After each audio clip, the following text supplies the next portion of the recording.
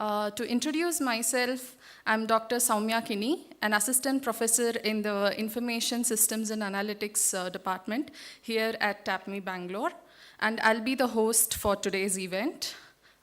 We, the faculty, staff, and management of TAPMI Bengaluru, take immense pleasure in welcoming the students of MBA Technology Management Program 2024 batch, their families, our honorable guests, Pro VC, Dean, and other guests. I would request Professor Aditya to accompany the dignitaries to the dais.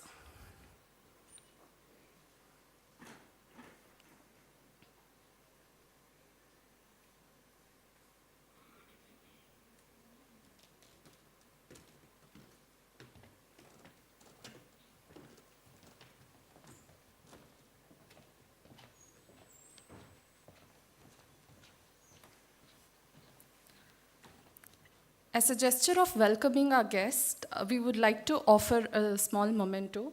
Professor Aditya, I would request you to kindly offer this memento to our guests.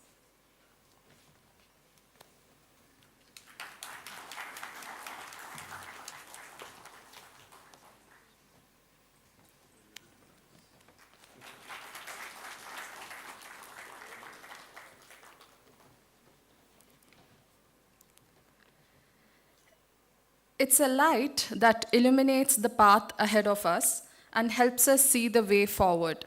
I would request the dignitaries to kindly join us in lighting the lamp to mark the commencement of this event.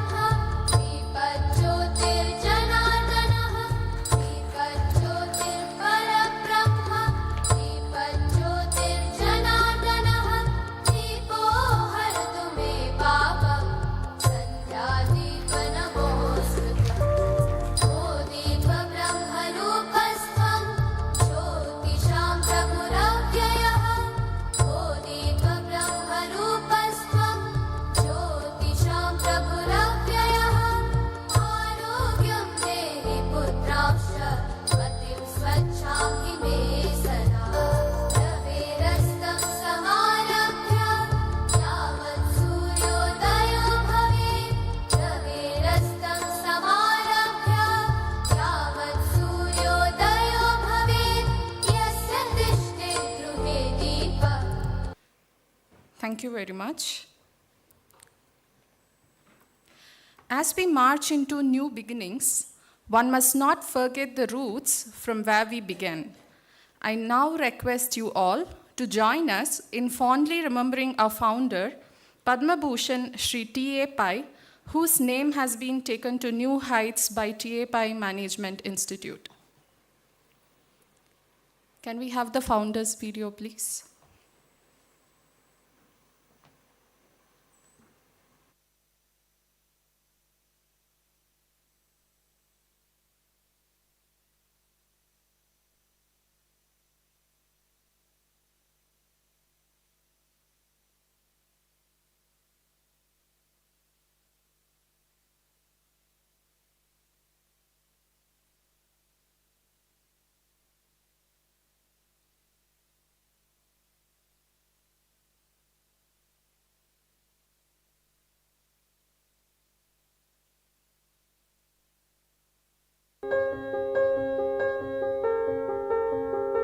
Tonsei Anand Pai, popularly known as T.A. Pai, was the eldest son of Tonsei Upendra Pai and Parvati.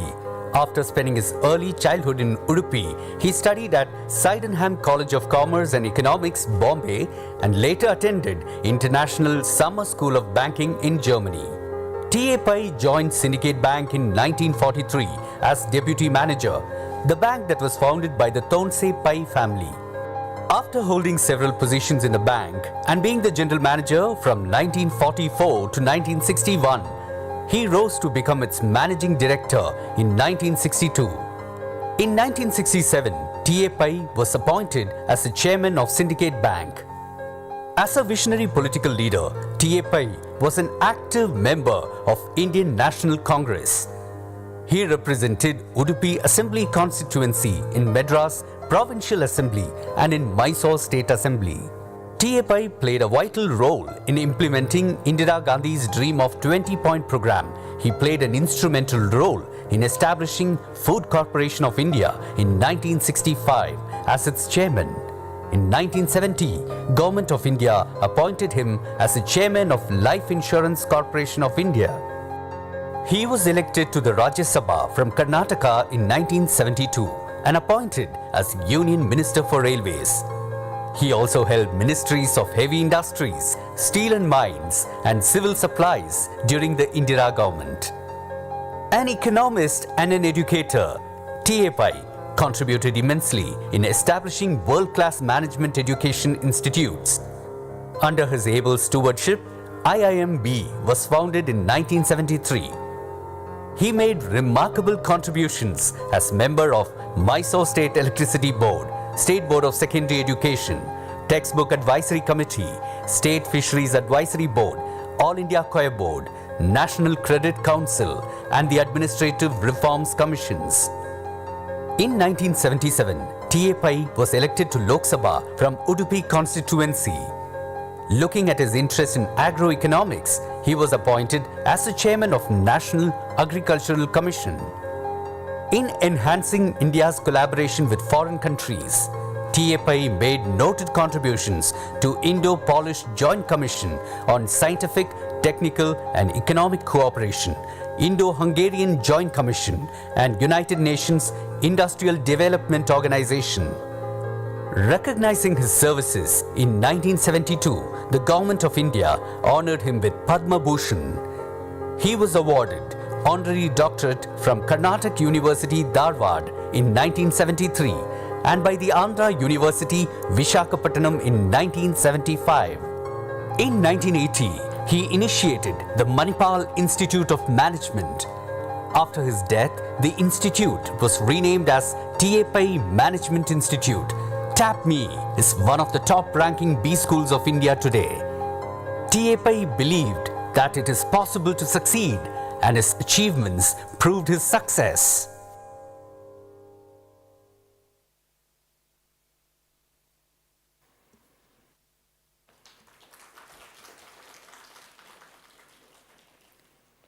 Thank you very much. Now we can start up with the line of events for today. As the first event, I would request admission in charge, Ms. Surbi, to introduce our first batch of MBA in Technology Management.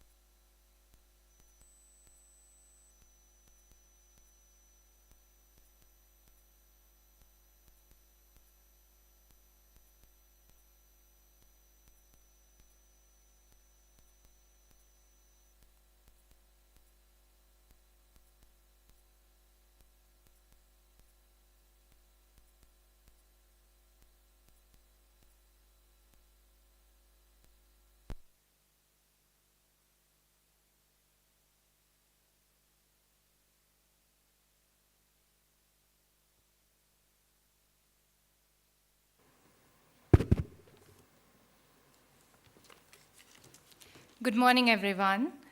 Esteemed Chief Guest, Mr. Mukesh Jain, Guest of Honor, Mr. Sumit Khandelwal, Vice-Chancellor, Pro-Vice-Chancellor, Professor Madhu Veeraraghavan, Dean of TAPMI Bengaluru, Professor Aditya Mohan Jadhav, Dean of TAPMI Manipal, Professor Durga Prasad. It is my great pleasure, as we all have gathered here, and introduce you to the batch of MBA Technology Management. This significant occasion marks the beginning of an exciting journey for each member of TAPMI Bengaluru family. I am extremely proud to introduce our pioneer batch, consisting of 31 outstanding students. This diverse group of students brings a wealth of varied profiles and rich experiences, making it a truly exceptional batch.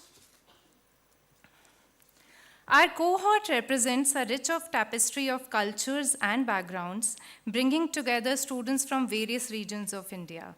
This diversity at TAPMI has been one of the greatest strengths since forever, as it fosters broad perspective and brings in a learning environment from various parts of the country.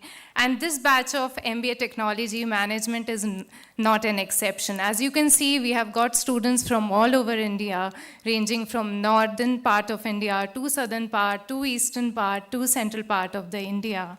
And not only this, the linguistic diversity within our batch is also equally impressive. We have students whose mother tongues include Hindi, Bengali, Kannada, Konkani, Marathi, Odia, Punjabi, Telugu, and Tulu. Our students come from a range of age groups, though most of the students lie within the age group of 23 to 26. We also have students ranging from the age group of 27 to 33, providing a blend of youthful energy and seasoned experience within the batch. The diversity in age brings a multiverse of viewpoints and backgrounds within our program. The academic backgrounds also of these students have a wide spectrum.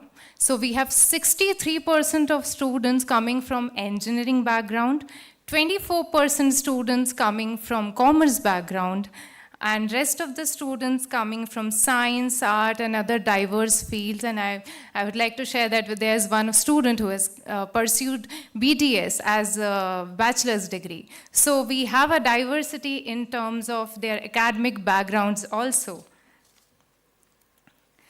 As all of these students hold industry experience,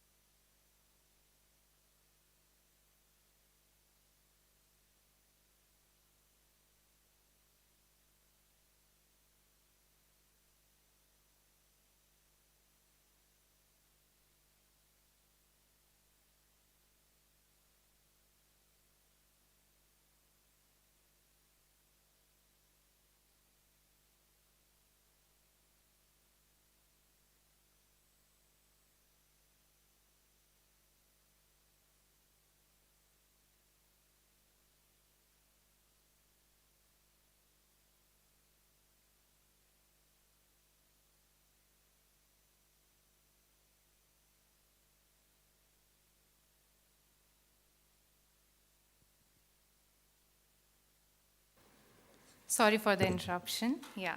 So as I was saying that our batch holds a good industry exposure. So there's minimum of 2 years of work experience which the students hold. They are coming from various sectors. 27 students from the batch come from private sector. Then we have students who have come from family business background and public sector and also have been self-employed. So we have a diversity in terms of their industry experience as well.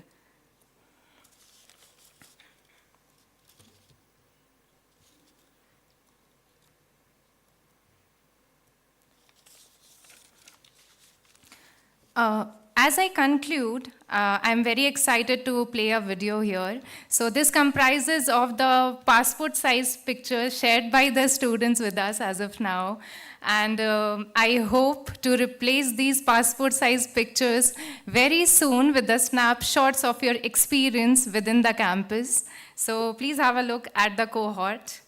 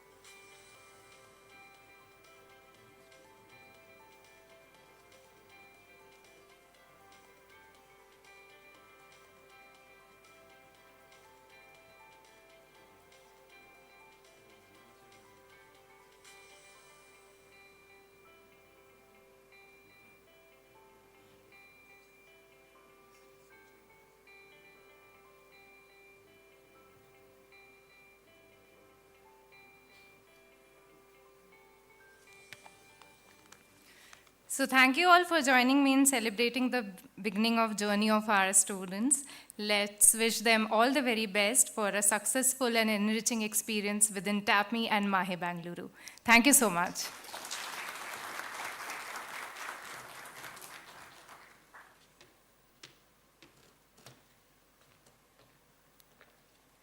Thank you for the wonderful introduction, Ms. Surabhi. Next, I would request Professor Madhu Veeraraghavan, Pro Vice-Chancellor of MAHE Bengaluru, to address the gathering. Over to you, sir.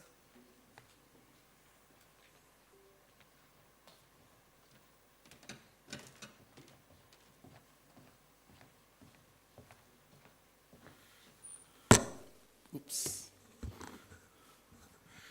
Good morning to all of you. Mr. Mukesh Jain, Sumit Khandelwal, a very senior TAPMian, Aditya Jadhav on the dais, and all my colleagues, Durga Prasad from TAPMI Manipal, and all the students, the inaugural batch with their families. Delighted to welcome you, and it's just a wonderful day for TAPMI to launch its brand new program. Each program has a story, and this program also has a very interesting story. So let me just wish you first, it's a pleasure to welcome all of you to TAPMI. This program was conceived during a conversation that Jadhav Aditya had with me at some point last year, that, Madhu, we are in Bangalore. So TAPMI, I don't know how many of you know, but TAPMI has its origins, of course, in Manipal, but I welcome you to the Bangalore campus, and TAPMI is a constituent unit of MAHE here as well.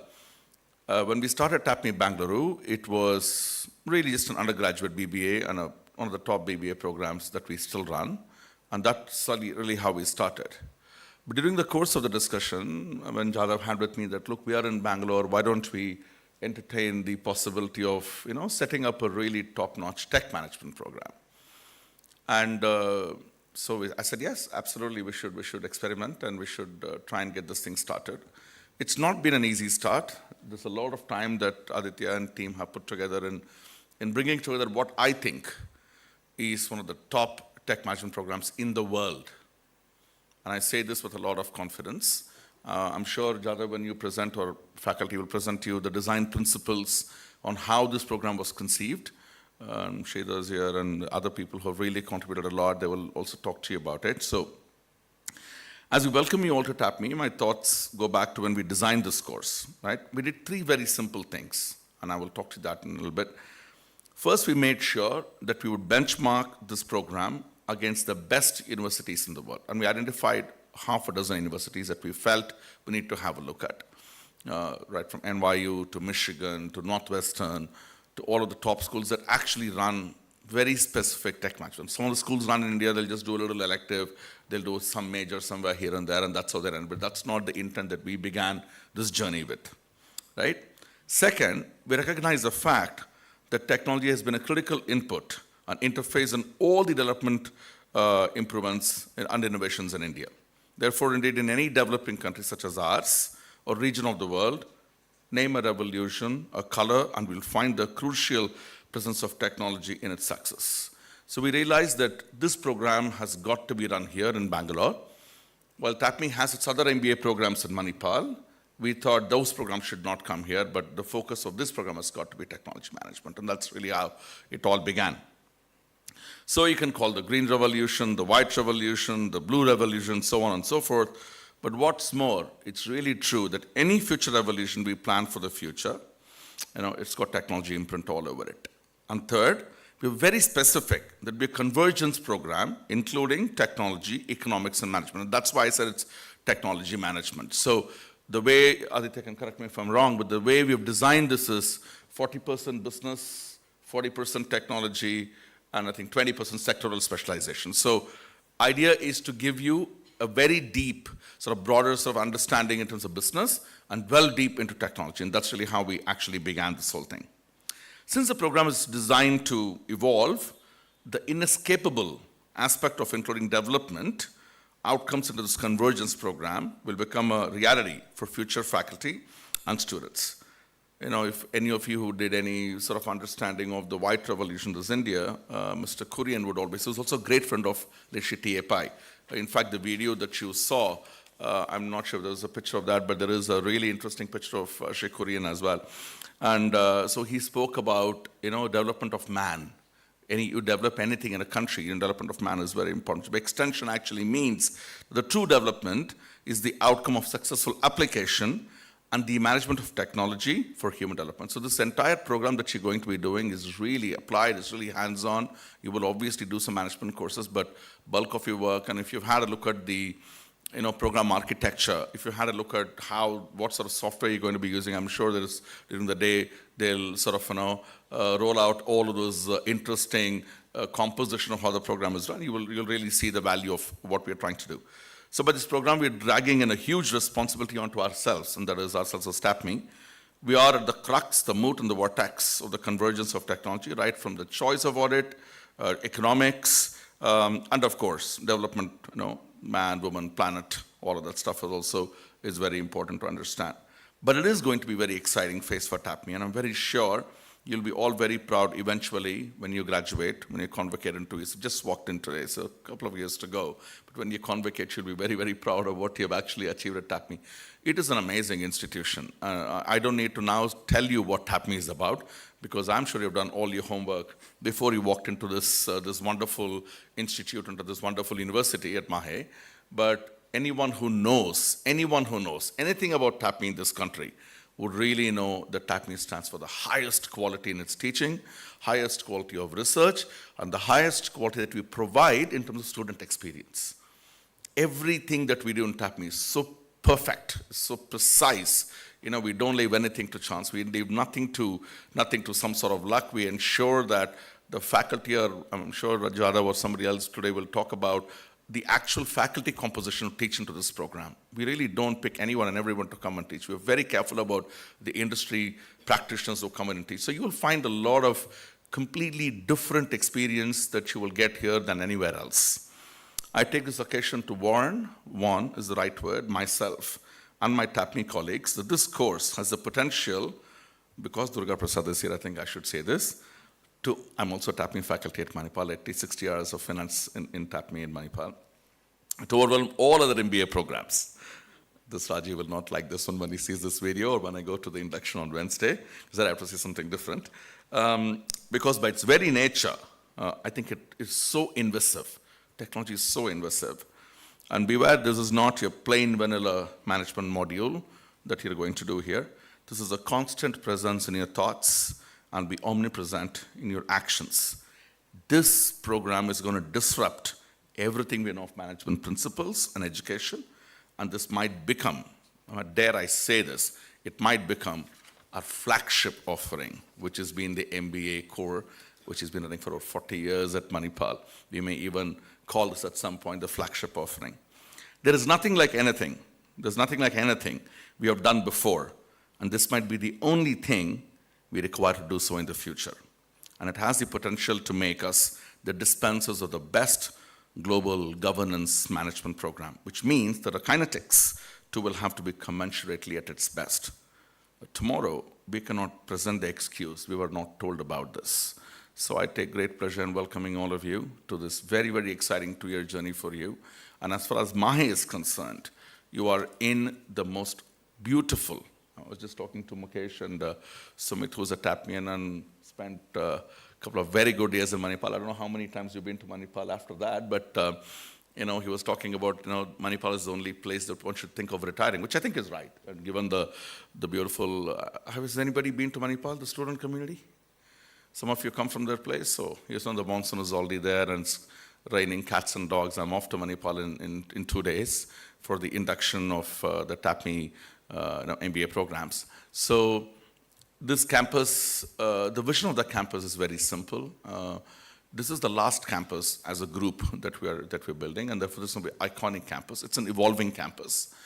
So you and your families, when you go around today, you'll see spectacular 55 acres at this point, and there's lots of other space that we are getting to build other sorts of accommodation. But what you will see is some construction work happening, so be careful when you go around that site. But you will have the world-class gym, right from the auditoriums where you are here today to the 1,100-seater auditorium that we have, the Ramdas Pai Convention Center, your classrooms, your faculty, your library, gymnasium. You go to Marina, I don't know how many of you go to Marina, but if you go to Marina, which will be ready now in 3-4 weeks, it I think is a world-class, absolutely world-class gymnasium with just all of the bells and whistles that you need. Almost 175,000 square feet of space. It is massive. It has a rooftop tennis court. So if you go to the 4th floor of that building, you can actually play tennis at night. I don't know, balls will still bounce out and go, but I was there just the other day. So you can see tremendous activity happening in the campus. And I can assure you on behalf of Jadav and the entire faculty that you will have #1 experience while doing this program. I'm sure there are certain things the faculty will also tell you what is expected of you.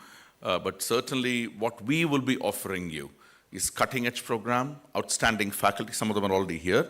Very, very senior faculty like Rahul and Surya who've got like 30, 35 years of experience. They've founded companies, they've run companies, and experts like Mukesh and Sumit, they're all here as well.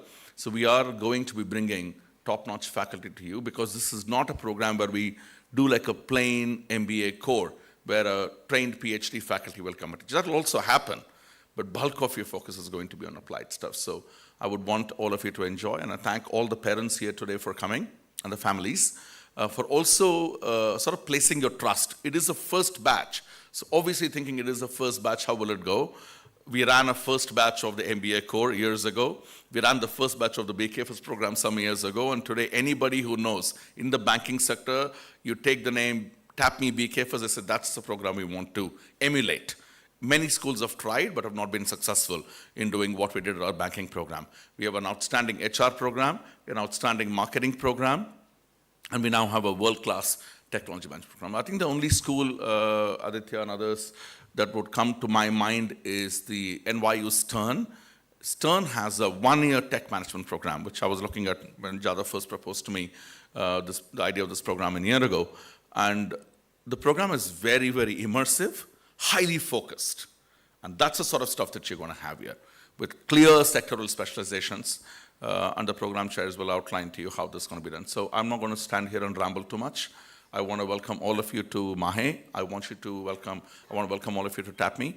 And I thank Mr. Jain and Sumit for taking time out of a very, very busy schedule on a weekend to come here and to talk to you. I mean, you can't get better people than them to come and address you today. So thank you very much. I wish you the very best. I hope to, of course, run into you. I won't teach in the program, but I certainly will run into you a number of times to get a sense of your experience. As Surabhi said, she will replace these pictures with experience. That will happen soon. Thank you very much.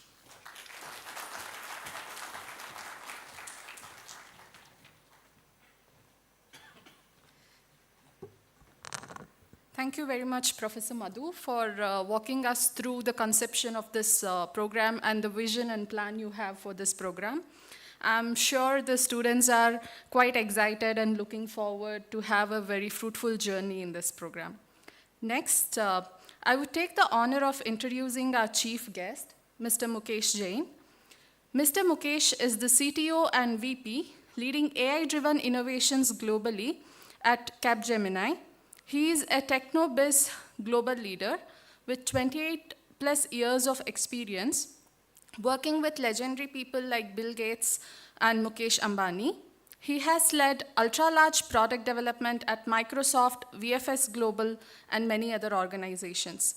He is a well-known figure in artificial intelligence and product management. He is also an advisor to multiple top universities and a recipient of multiple global leadership and innovation awards. I would now request Mr. Mukesh Jain to address the gathering. Over to you, sir.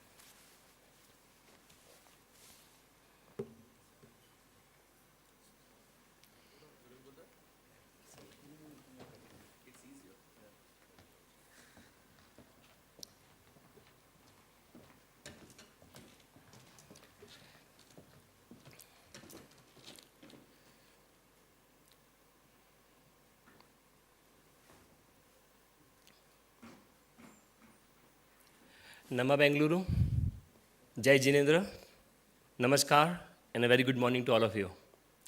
It's a pleasure to be here. As I mentioned in my introduction, right? So, especially for me, after coming back from US, I always wanted to be associated with education. But then I realized, since I only had a bachelor's degree, no master's, no PhD, was not able to get a professor job. So I continued my role in corporates like Reliance Jio with Mukesh Bhai and several other companies, including now at Capgemini. But I thought, passion hai, dil mein hai, padhana hai. So I continued to teach. This lecture is my 4,487 lecture in the last 13 years. Thank you. Leading innovation. Each one of you. Is Hindi okay? Because my English is not very sharp, so I might use some Hindi word in between. So apologies for that. This specifically my journey in technology part. I always thought I'm good at technology, and to a certain extent I was able to do something when I was working at Microsoft. But my major experience was when working with Satya Nadella, last 4 years of my Microsoft stint, to understand how business works, how we make money. With Mukesh Bhai, I learned a lot, how to scale in India. And that's where I realized that it's about how do you lead innovation.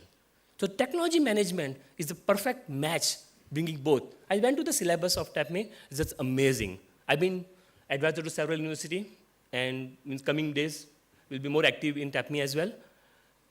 But it's important to know end-to-end to be able to do value.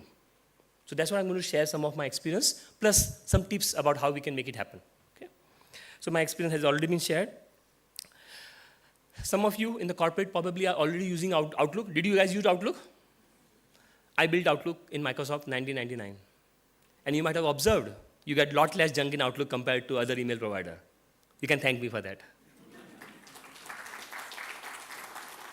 That was Microsoft's first ever AI algorithm in 1999 to solve Bill Gates' problem. He used to get 15,000 junk email per day. Today I'm going to share that story also about how a small idea, a small kid like me with 3.5 years experience was able to come up with an idea which my manager told me, no Mukesh, you cannot work on this, and I still get it done. After coming back to India, as I mentioned, been a speaker and I teach at IIT, IIMs and multiple universities, and the list I need to update my slide to include TAPMI also now. And the 2 books which I published, not able to get time to do my 3rd book and not able to get time to do my PhD. Hopefully we'll do that soon. Let me start with this.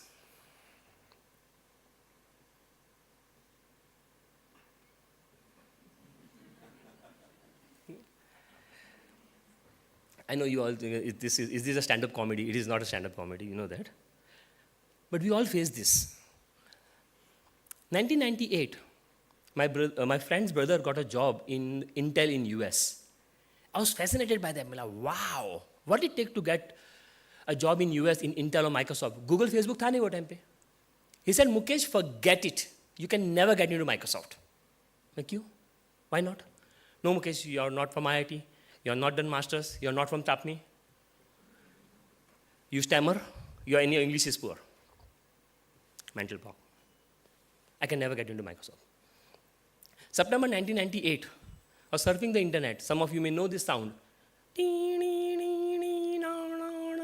Remember? Dial-up modem, 14.4 kbps. Yes, you heard it right, kbps. Nowadays, 200 mbps is also slow, eh, na? With that modem, I was surfing the internet. I want to find a good job in US. Which company you want to apply? Of course, Microsoft. Why should I reject Microsoft? Let Microsoft reject me. पूछने में क्या जाता है? And I apply. Few days later, I get a call. That time there was no caller ID. Phone is ringing, ting, call. Pick up. I'm calling from Microsoft. Friend की बीवी होगी या कोई बहन होगी. Pulling my leg. 1 interview, 2 interview, 3 interview, 4 interview. What's happening? And they send me, okay, you need to come to our office for face-to-face interview. Yeah, I'll get a free flight travel to Hyderabad or Bangalore. Sure. They send an email message, come to Seattle, US for face-to-face interview. There's a mistake, ma'am. I'm in India. I have a passport, but no visa. Don't worry, just take a printout, you'll get your visa. Took a printout, went to the consulate, I got my visa. Luckily, Trump was not there at that time. And I went there, I got a job in Microsoft. Had I listened to my friend, I would not have got a job in Microsoft. So please, first lesson, take advice from the right people. Your friends, your classmates in the batch are your friends. You can take advice from which movie to watch. Do you want to watch this movie or some other movie? Tiger Fish is in there. Kabhi kisi ka bhai, kabhi kisi ki jaan. Okay. So you want to watch those movies? Yes, you can take advice from your friend, but not for your career. Take advice from the right people from the career, and that's the meaning of this slide. So why are you talking about innovation? See, when you talk about innovation, we all know we have choice. Would you agree? Okay. Bangalore, we have more choice, of course, than Mumbai. So let's say you want to go from here to airport, or you want to go from here to Majestic or some place. You take out your mobile phone, your Ola, Uber, Blue Smart, or some other thing, right? And it shows you like this. How many seconds are you going to wait for that? Anybody? How many seconds? 3 seconds? Come on. Huh? 5 to 10 range, okay? Anybody? Come on. 30 seconds. You have a lot of patience. I need to learn from you. You must be from Bangalore. Lot of patience. Instant. You don't have patience, sir. 7.2 is the India average for our patience level. Mumbai is 5.5. Bangalore is 5.4. Okay? 3 seconds, sir said. Ek, do, teen. Nope, out. No, sir, next. We don't do that. That's a psychology. That's a human behavior. If Ola is not coming, Uber. Uber is not coming, Blue Smart. You just jump, or sometimes all three book together. Whichever comes first, we'll take, and Baki will do this. Because the expectation is anytime, anywhere, on any device. Would you agree? It should just work, instantaneous. It should just work, at least giving the feeling that instantaneous, it should happen. This is important when you are learning technology management. Don't wait for someone to tell you what to do. Year 2000, when I saw some complaints about Microsoft product being slow, I went to the team, hey, Microsoft complaints. Mukesh, there's no requirement. How much second it should take? A requirement to 10 seconds lagaoge kya? So like that, don't wait for somebody to tell you what to do, but then coming up with the idea. Very interesting part, the third point, when I was running Microsoft Bangalore, this one for Microsoft, I was setting up this part, so I was settling between US and Bangalore, so regularly coming here and all. So I used to have that my thing, okay, the car is there, vehicle is there, all those things are there. So don't have to worry about travel, traffic and all, some things is there. But then slowly when Uber, Ola started and everything, so we started seeing a lot of innovation. Recently, about a year back, I was coming back from Paris. I landed at Mumbai airport around 2:30 in the night. Take out my mobile app, Uber. I'm an Uber fan, not Ola fan. So take out Uber, 750 rupees to go to Mumbai Lower Parel home. महंगा है, ज़्यादा है. So what do I do? Go to Ola. 450 rupees. Yes, right. Booked.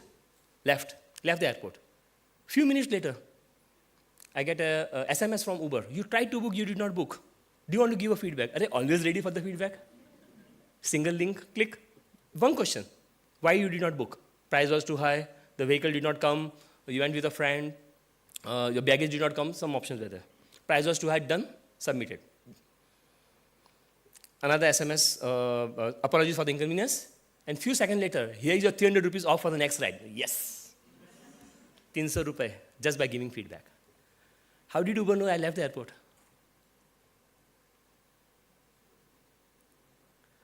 So my Uber was on, I went to Ola, and the number was, location was on Uber, by the way.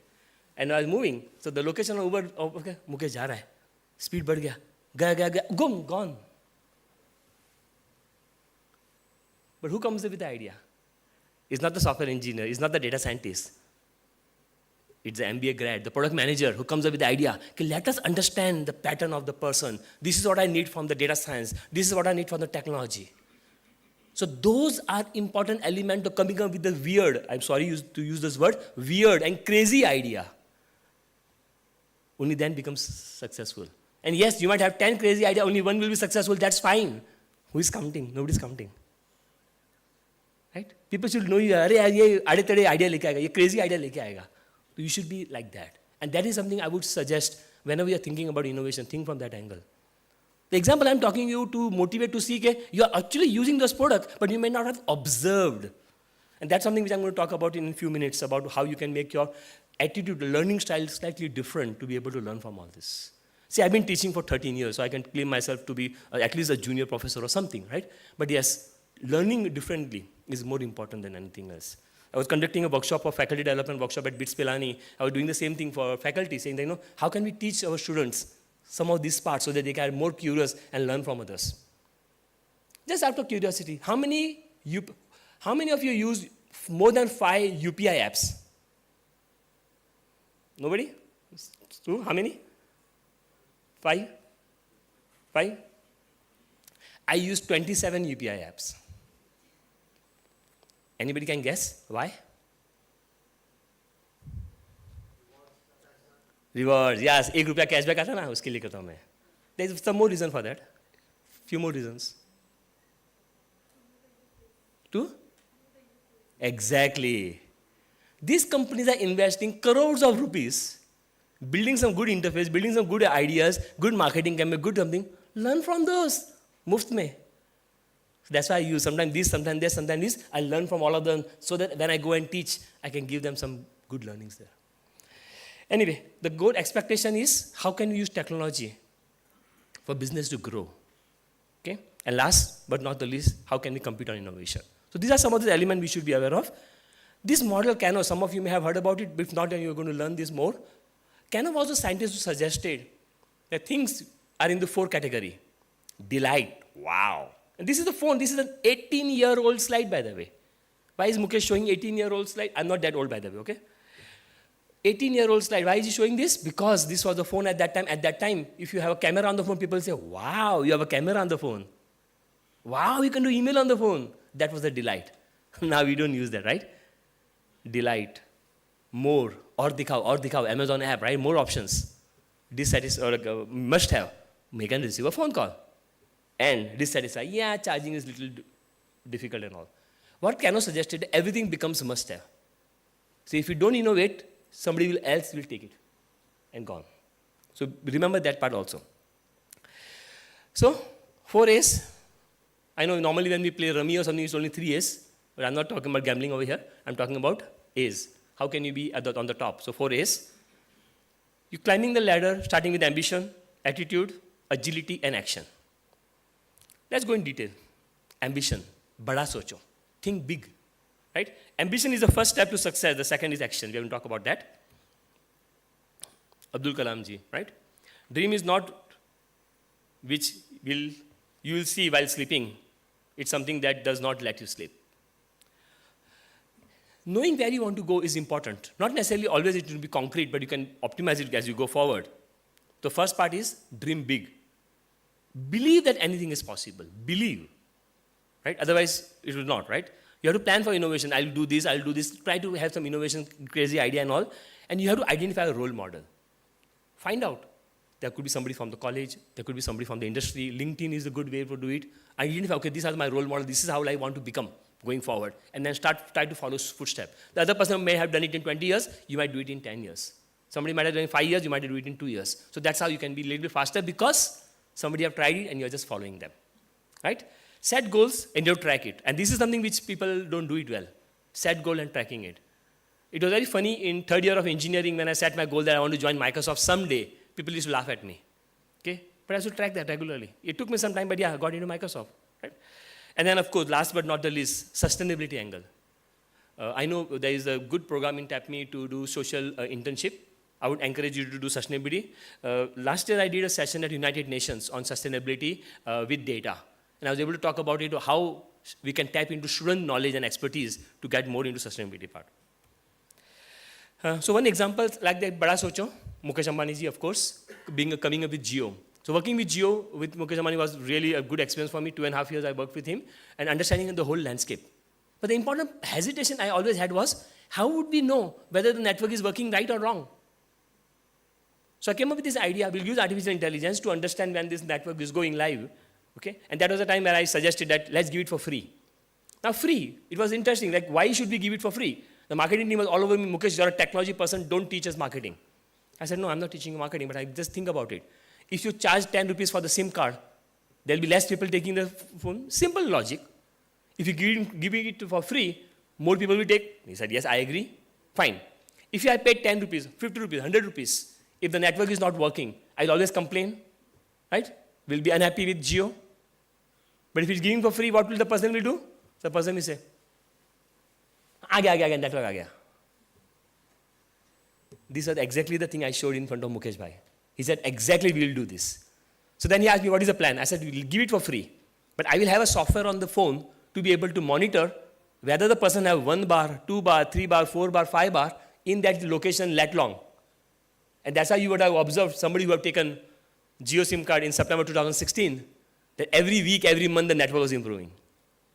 The logic was there, how to do this, a product management part. I was not from telecom background, but product management part, little bit of technology, and we got it. And now you see, anywhere you go, you get Jio network connection. If you are not getting Jio connection, contact Jio, don't contact me, okay? Second is attitude. You can have ambition, big ambition, bada goal, but you need to have that attitude also. Be positive, be so positive that the negative people can't stand around you. Itna positive bole yaar, kitna positive hai. Good. The attitude part, Albert Einstein, is a good phrase I saw, this, got this. I have no special talent, I'm only passionately curious. So what does that mean? In the class when you're learning, any question asked, raise your hand. If you know the answer, definitely raise your hand. The thinking is different there. When I was teaching because whatever I come up with these ideas and suggestions, I experiment on myself and then on my kids, and then I share. Now what happens, when I taught my kids, when they were in 3rd standard in US, they used to always raise their hands. They will get some answers right, some answers no right. But then the teacher will say, "Arey yaar, hata maatu pakda nahi bas." Okay. That attitude, but then you are always attitude, you want to answer, you want to do something. And second is, पूछने में क्या जाता है? I already talked about it. You'll be surprised how many success you get just by पूछने में क्या जाता है. Okay? Curiosity, learning new things, how things work. If somebody asks you tomorrow, how does Google Map work? You should know the answer. How does Uber make money? You should know the answer. How does this work? You should know the answer.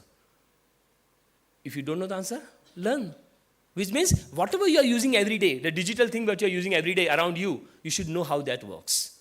Everything is available for free on YouTube. You can find out how things work. If not, ask this question. It's good to be Miss Know-It-All. It's good to be Mr. Know-It-All. And trust me, people will believe you more if you know a lot of things. Last part, of course, entrepreneur mindset will do a lot more good for you. Curiosity is the spark. Behind the spark of every great idea, the future belongs to the curious, jigyasa. I want to know. By the way, we are born curious. I don't know if you noticed this. The 1-year young kid at home is curious. 2-year is curious. 3-year is curious. 4 years, मैंने बोला ना ऐसा करना है, इसके लिए ऐसे करना है. Parents will force them. Teachers will force them. Curiosity, boom, gone. So Outlook junk filter was built like that. So when I came to know Bill Gates has 15,000 junk email, so I thought, let me come up with a solution around here. But I was told, manager told, no, Mukesh, you cannot work on it. We need a PhD data scientist who will work on this. I didn't have masters, I didn't have PhD, so I didn't work on it. But then I thought, we can solve this problem. I'll show you how simple the problem was. How simple the solution was, let me put it that way. Are you going to read a junk email for more than 5 seconds? Are you going to delete an important email in less than 3 seconds? That was my solution. Instead of focusing on dollar, rupee, this thing and all, funds from Africa and everything and all, I said, let me just focus on the human behavior. See, technology works best when we understand a human behavior, tap it, and then you get it into AI. And that's exactly what I did. Understood why Flipkart email could be junk for me, but Amazon is not. But for you, Flipkart could be important, Amazon is not. So why the thing should be one size fit all? It should be more personalized, which means in Hindi there was an old movie, some of you may know this, Dulhan Wahi Jo Piyaman Bhai. That's a Hindi translation of the word personalization. Okay? So that personalization, if you have that part, that yes, if it is Bill Gates like this email, don't like this email, yeah, it should work for those. When I showed this solution to my manager, Mukesh, I told you not to work on it. That time I was a lot more blunt, muffat. I told him, what's your problem? बन गया ना अभी दिखाओ Bill Gates को. Reluctantly he showed this to Bill Gates. 94% accuracy in 1 week. So I got my first gold star award from Bill Gates over there at that time. Had I listened to my manager, I would not have gotten the award. Anyway, I keep sending message to my manager, still trouble him. Agility. So all these things is good, right? You have good ambition, you have attitude and everything, but then of course you need to be agile, quick, fast, speed, right? So Bill Gates code, of course. Success today requires the agility and drive to constantly rethink, reinvigorate, react, and reinvent.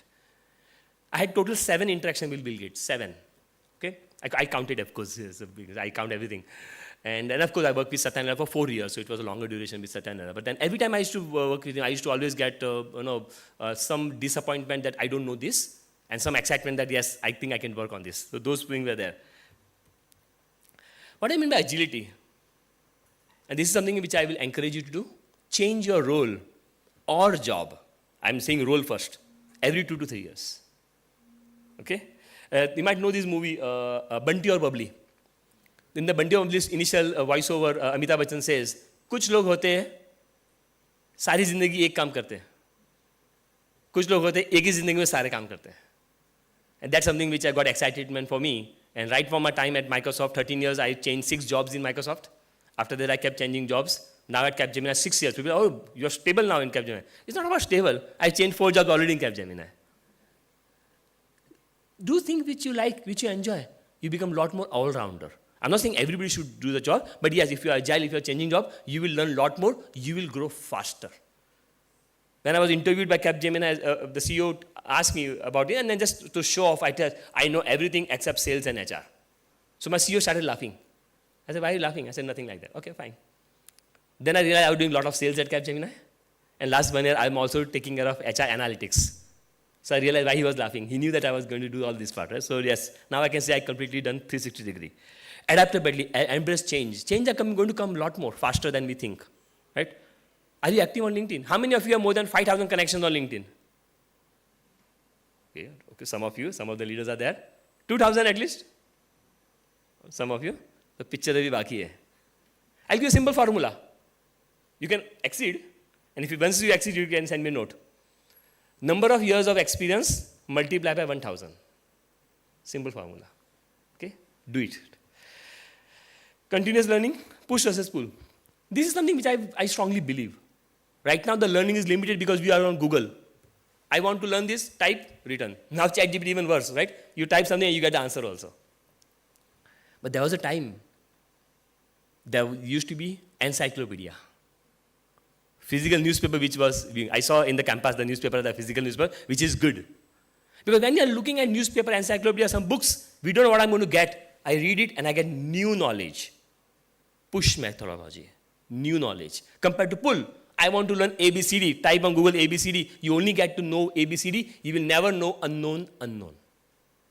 So your knowledge has to increase. You need to know how to get more knowledge than this. So LinkedIn could be a good source for you. Going and reading articles, blogs and all will be definitely good. And last but not the least, which I really love, jack of all trade, master of some. अरे सारे अंग्रेजों के ऐसे कैसे use क्यों करना है? We should Indianize it. We should use it. So master of some. And that's what I believe I want to become. But yes, I think each one of you also can become. So this is what some example was agility, like how fast can we do? Do you know why we have, when you search, you get the links which are blue in color? Any guess why? Any guess? Why are they blue in color? So I don't know this. Out of curiosity, I asked this question. I told you, right? I keep troubling people. To make it stand out, red would be better. Good, at least somebody tried. I like that. Any other answer? Yes? Because we have already visited that site. No, search link are not for, I already visited. Any other? Colorblind, I don't know. No, answer is no. See, this kind of curiosity I am actually encouraging you to have. Anyone? One more answer? Makes us curious. क्या फेंकते हो? Sorry, क्या answer दिया एक good. अरे please मैं जबान फिसल गई मेरी बयान को तोड़ मोड़ के मत बोलो. So I was curious to know why blue is, and I had a lot of these ideas in my mind. Maybe this, maybe that, maybe this. But because I was curious, I asked this question to the head of Microsoft, being user experience person, a general manager. He said, blue color is a color of trust. Blue signifies data. So when somebody search, psychologically we look at the link and say, yes, I trust this link, and then open it. उसमें तो सबसे ज़्यादा fraud होते हैं. Links आता है, उस पर click करते हैं तो. Anyway, so I didn't want to argue with this person. So I said, okay, fine. I searched it, that is it true, and it was true. But then I was more curious. Why this shade of blue? This is also blue. This is also blue. And several shades of the blue are here. Then I'm sure he got upset, but he said, Mukesh, I'm curious. I mean, अंग्रेज लोग बोलते गुस्सा भी होते थे, style से बोलते गुस्सा भी होते ना. I'm unhappy, I'm angry नहीं. I'm curious. मैं लगा गुस्सा आ गया वो. ठीक है. मतलब Mukesh, I'm curious. I want to understand what is there on your mind. Like, yes. चलो एक और क्वेश्चन पूछा, उसने पूछा. So I said, I have a theory. Maybe different shades of blue give us different type of results. Should we try and see which shade of blue gives us what kind of results? And he liked the idea. So out of curiosity, we just ran the experiment. 10% people got different shades of blue, right from a lighter shade to a darker shade. The shade we were using was number 5. 4 lighter, 5 darker. We ran the experiment for 2 weeks. What was the purpose target? Dulhan wahi jo piyaman bhai, personalization, right? I wanted to see which color will be the more click. Surprisingly, 9th darker shade gave us the highest number of click-through. 45% more click-through than the shade we were using. Business. 2 days later, we changed the shade of the blue. That's the agility I'm talking about, right? becoming curious, asking question might uncover something. And these are examples, and with a short amount of time, I can only talk about example where we saw some result which you are using already. But there are hundreds other which have a failure. Normally when I teach, we'll definitely cover some failures also. But this is important to know that one successful part will give you a lot more returns than the failure part of it. And last, action. ये सब कर दिया हमने, action नहीं करेंगे, button नहीं दबाओ तो कैसे होगा, right? Do you want to know who you are? Don't ask, act. Action will delineate and define you. Act. You need to say, I want to do someday. अरे करो, अभी करो. First, use data. Very, very important. You're going to learn, and I saw the curriculum, there's a lot of data-related stuff in the curriculum, which is good. And when I'm visiting here regularly, we'll definitely talk about more about data. But the important part to have the attitude towards data. Develop POC, छोटा बड़ा POC बनाओ. Work with your friends, create something. If not, take interns. Take interns from other colleges. Work together some POCs. ROI, look at that, track it, and you start reporting. Especially in the corporate world, you need to show something working. Okay? Action without result is noise. Very, very important. So you make sure you're not just saying, मैंने पढ़ लिया. No. You have to show something output also. Experiment, validated assumptions, all of them are important. And most important, tell story. The way I'm speaking right now is not I used to be earlier. I used to be pure tech, only tech slides I used to have. But then I realized if I don't speak in the language people can understand, if I don't tell the whole story, it will be useless. And that's what's important, and that's what you see, how do you build a story around it. Okay? So this was another example, quick flag. Some of you may have seen this on the right side of the email. So when I was interacting with Bill Gates, one of the things I saw Bill Gates was doing was right-click, unread. Right-click, unread. We still use, some of us still use that. So I saw this and I was curious. I said, Bill Gates, why are you using this? There is a feature, proper feature called flag for follow-up. You click on the menu, you do this. And Bill Gates looks at me. Of course, I was stupid, right? I was just asking, I'm teaching something, Bill Gates. No, that was wrong. But he looked at me and said, Mukesh, that's 3-click. So he didn't like 3-click. He's okay with 2-click. What is better than 2-click? So I got this idea. Thursday evening, I was interacting with him. Ghar pe aaya, started coding. And this feature I created Friday, Saturday, Sunday, coded. Monday morning, I went to his office again. Is this what he wanted? He clicked on it. Good. Thank you. Getting a good from Bill Gates is like a Nobel Prize. So sometimes you just need to do action. Don't wait permission लेना पड़ेगा. ये कर सकते नहीं कर सकते. अरे छोड़ो सब. Just do it. And last test scenario you might have seen, right? When you crash application, you click the send error report button. If you're not clicking on it, please click on it. That's how this was created in year 2000 to understand why something is crashing. Again, same thing, action. Just do something about it. By the way, when I came up with this, one thing I want to share, my manager told me when I came up with this idea in 2000 that I want to do something like this. He said, Mukesh, that's the most pathetic idea I ever heard. I said, why? Nobody will click on this button. And he was right. Only 1.4% people clicked on this button. If the product is used by 300 million users, 1.4% is okay for me. And that's how we were able to find out. That's how why it is crashing and improve the product. So when you're coming out, don't think technology separate, management separate, people separate, business separate. Everything is together. It's about what works for all of them. Cool. Another one which we did recently at Capgemini. Who are the employees who are going to leave potentially? Understanding the green and the red and the yellow, finding it out and doing some interventions there. The first reaction from some of the leaders, what if you are selling this person leave and they don't leave?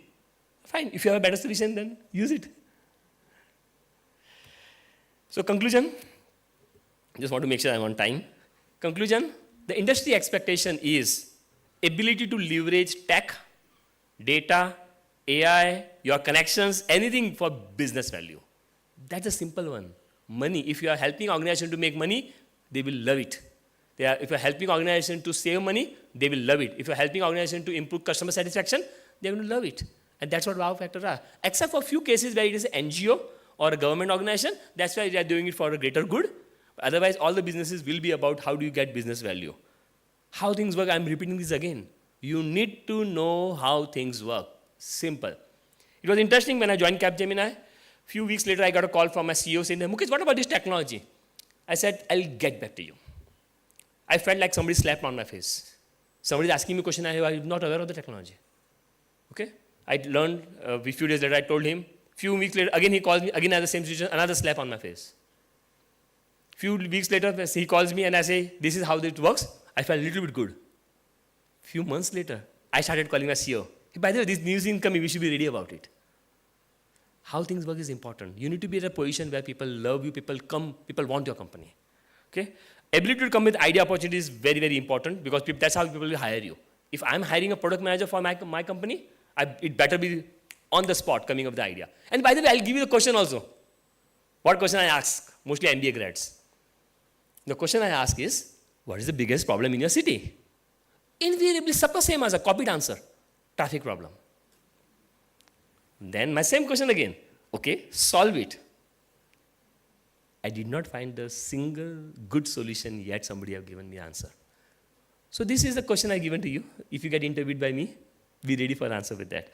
Domain understanding is important. Good to hear that in TAPMI, very few institutes in the world give domain understanding. TAPMI, 20% of them is very good, sir. It's very good, well thought through.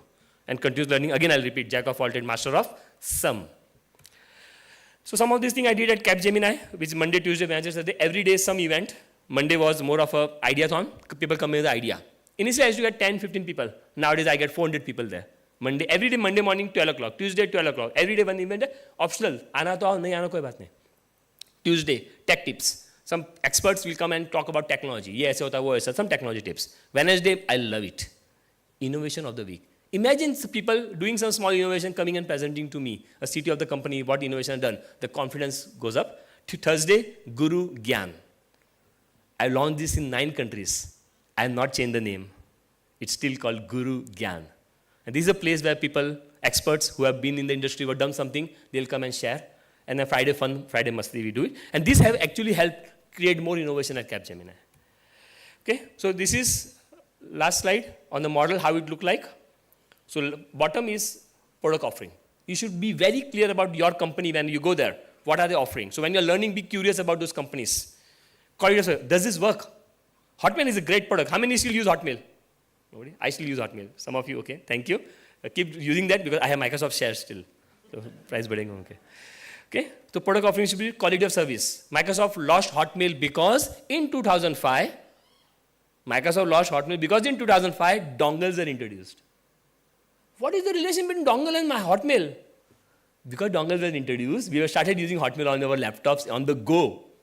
256 kbps.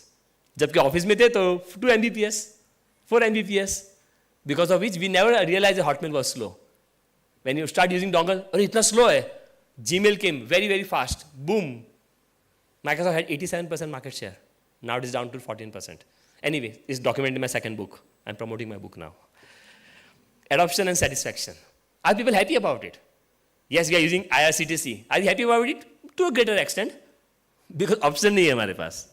Right? But yes, 3 years back, when it used to 74% transaction used to fail, not 3 years, 4 years, sorry. 4 years back, 74% transaction used to fail, we were definitely not happy. But still option nahi hai hamare paas. And that's what happened. When you don't have option, you continue. But when you have option, you move on, right? I like to take an example of loyalty or brand like wow. iPhone was in that category some time back, but now it's no longer there. But Harley Davidson, pride, people take pride. And the CEO of Harley Davidson will put how many people tattooed Harley Davidson on their arm this year. That's one of the KPI. That's the pride factor, right? And of course, business result with the dollar and the rupee symbol. But in the business result, don't forget sustainability. It's becoming more and more important now. Okay, here is my learning. Try, पूछने में क्या आता है? Believe me, it works. Otherwise, I would not have been Microsoft. A person with a new idea is crank until the idea succeed. So that's my learning. So try it out. Yes, people will tell you crank, but it's okay. I take it as a compliment. Result, excellent without result is noise. When my son in the 2nd grade got one subject B grade, I asked him, he said, Dad, at least I tried. That was the last time, he still had the American accent. That is the last time he said so. Now he just got a go job. He was in IIIT Hyderabad. He just got a job in US, Capital One, because now he knows it's all about results. If somebody can find mistake, why can't you yourself find? Another story for my daughter. My daughter is 3rd standard. I used to push her to find mistake herself. He said, no, ma'am, teacher, ma'am will find mistake. No, you do it well so that the teacher doesn't find mistake. When we moved to Bangalore in 2011, she was studying in the primary public school. She came first in, and her photo is there in the school, by the way. So she came first in the school, and her name came in Times of India. So she beat me in getting into Times of India first. Because if somebody can find mistake, why can't you yourself found? See, just join Google now in Bangalore. Focus on knowledge. Marks will follow. I shamelessly copied from 3 Idiots. Shubh Chintak. Much better word than well-wisher. Would you agree? Shubh Chintak. Have a Shubh Chintak in your life. It will be helpful. Plan, estimate. Whatever you do, you should estimate, plan. You will see you will become a different person. There's learning in everything. Do what you enjoy. In my 28 and a half years experience, I think 28 years I did what I enjoyed. Maybe there were 6 months I didn't like what I was doing. And I was getting paid for that. So do what you enjoy. You will never feel like you're working. You're doing your hobby and you're getting paid for that. And last but not least, give back time to the community. This is how I give back my time. Thank you very much. Do you have time for questions? Can you take 1 or 2 questions if you want? I can tell you that audience was quiet in the beginning, and after that some questions, some responses were there. But I'm pretty sure when I come back later to teach, everybody will be speaking. Otherwise, they have to stand up on the bench. Thank you very much.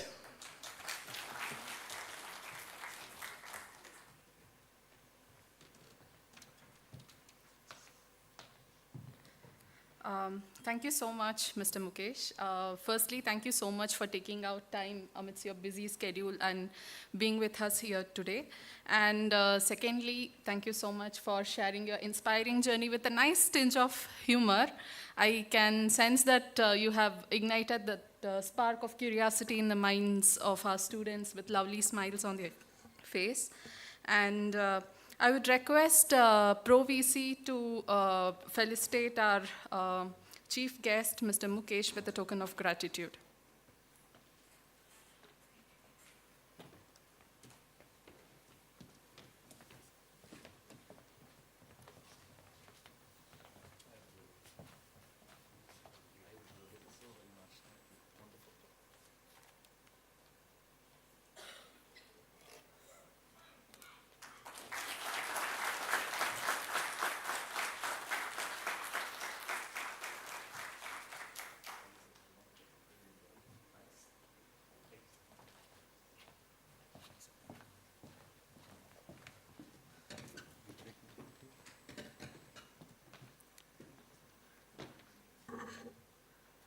With that, we will be taking a short break for refreshments. Please join us back by 11:10. The refreshments are being, 11:10? Yeah. The refreshments are being served outside the auditorium.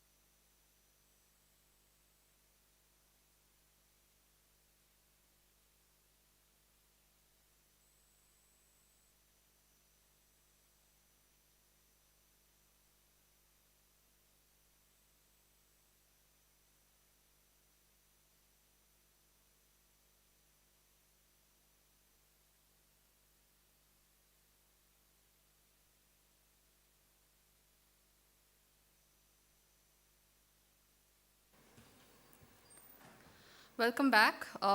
Thank you for joining us back on time. Next event on our list is Dean's Address. I would request Professor Aditya Mohan Jadhav, Dean TAPMI Bangalore, to address the gathering. Over to you, sir.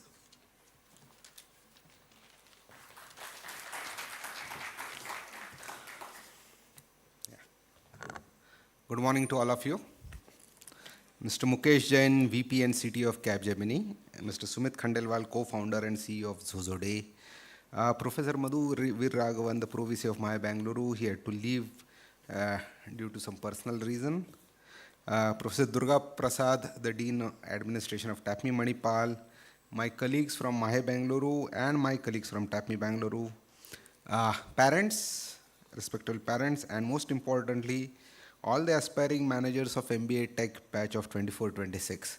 So before I start, I would like to clarify one thing, that as far as I am concerned, you are managers, okay? You are not students. So over the next 2 years, I expect you to behave like you have behaved in your office, okay?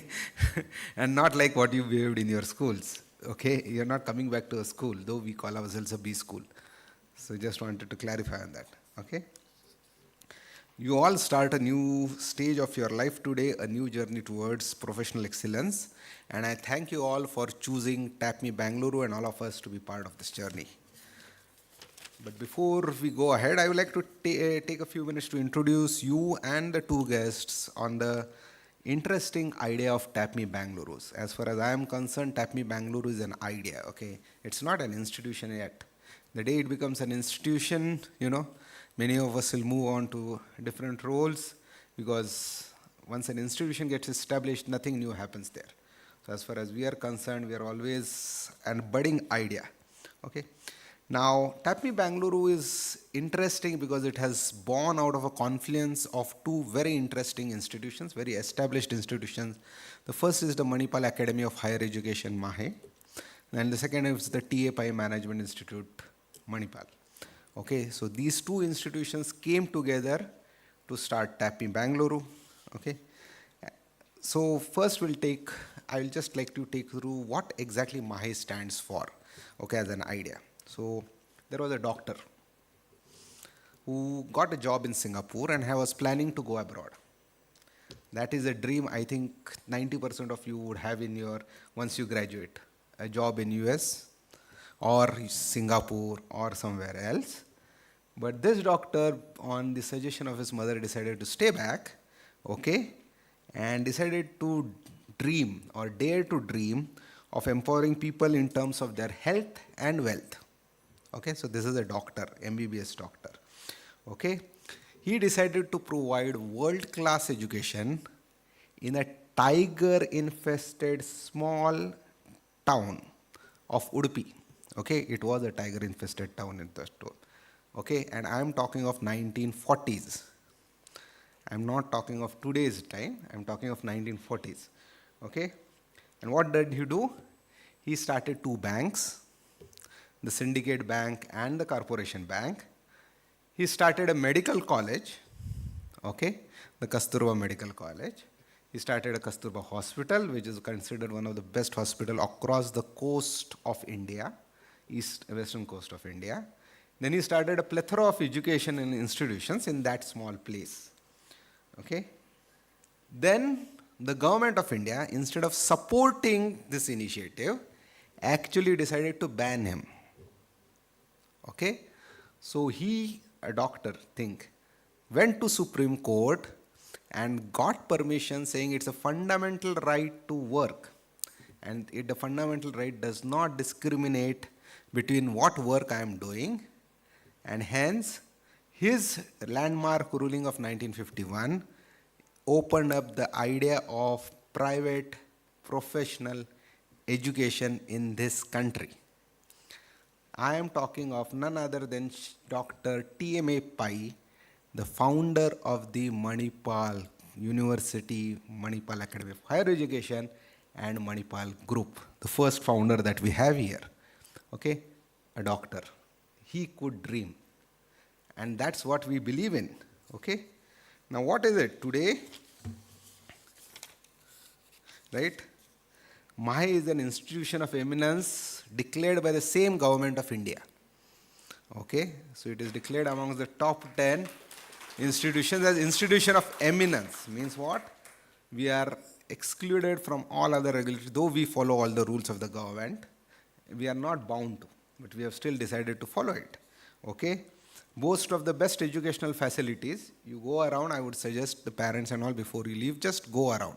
Okay, when we came here, and we were very few, I think I was there, Professor Animesh, Professor Abhishek, three of us exported from Manipal to start TAPMI Bangalore, and then I had two of my colleagues, Bhupesh and Kshamta, joining us here. This building where you are sitting was the only building in this campus. There was nothing. Everywhere we would see big pits being dug. It's exactly 2 years, and now this campus this year will host 7,000 students. Okay, and that is what Manipal Group does, or Manipal Group focuses on.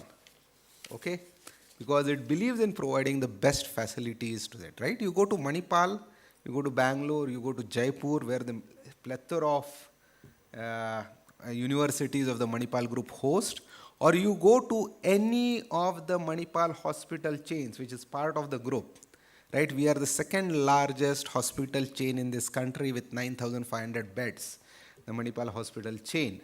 And this is with the same person's vision, okay?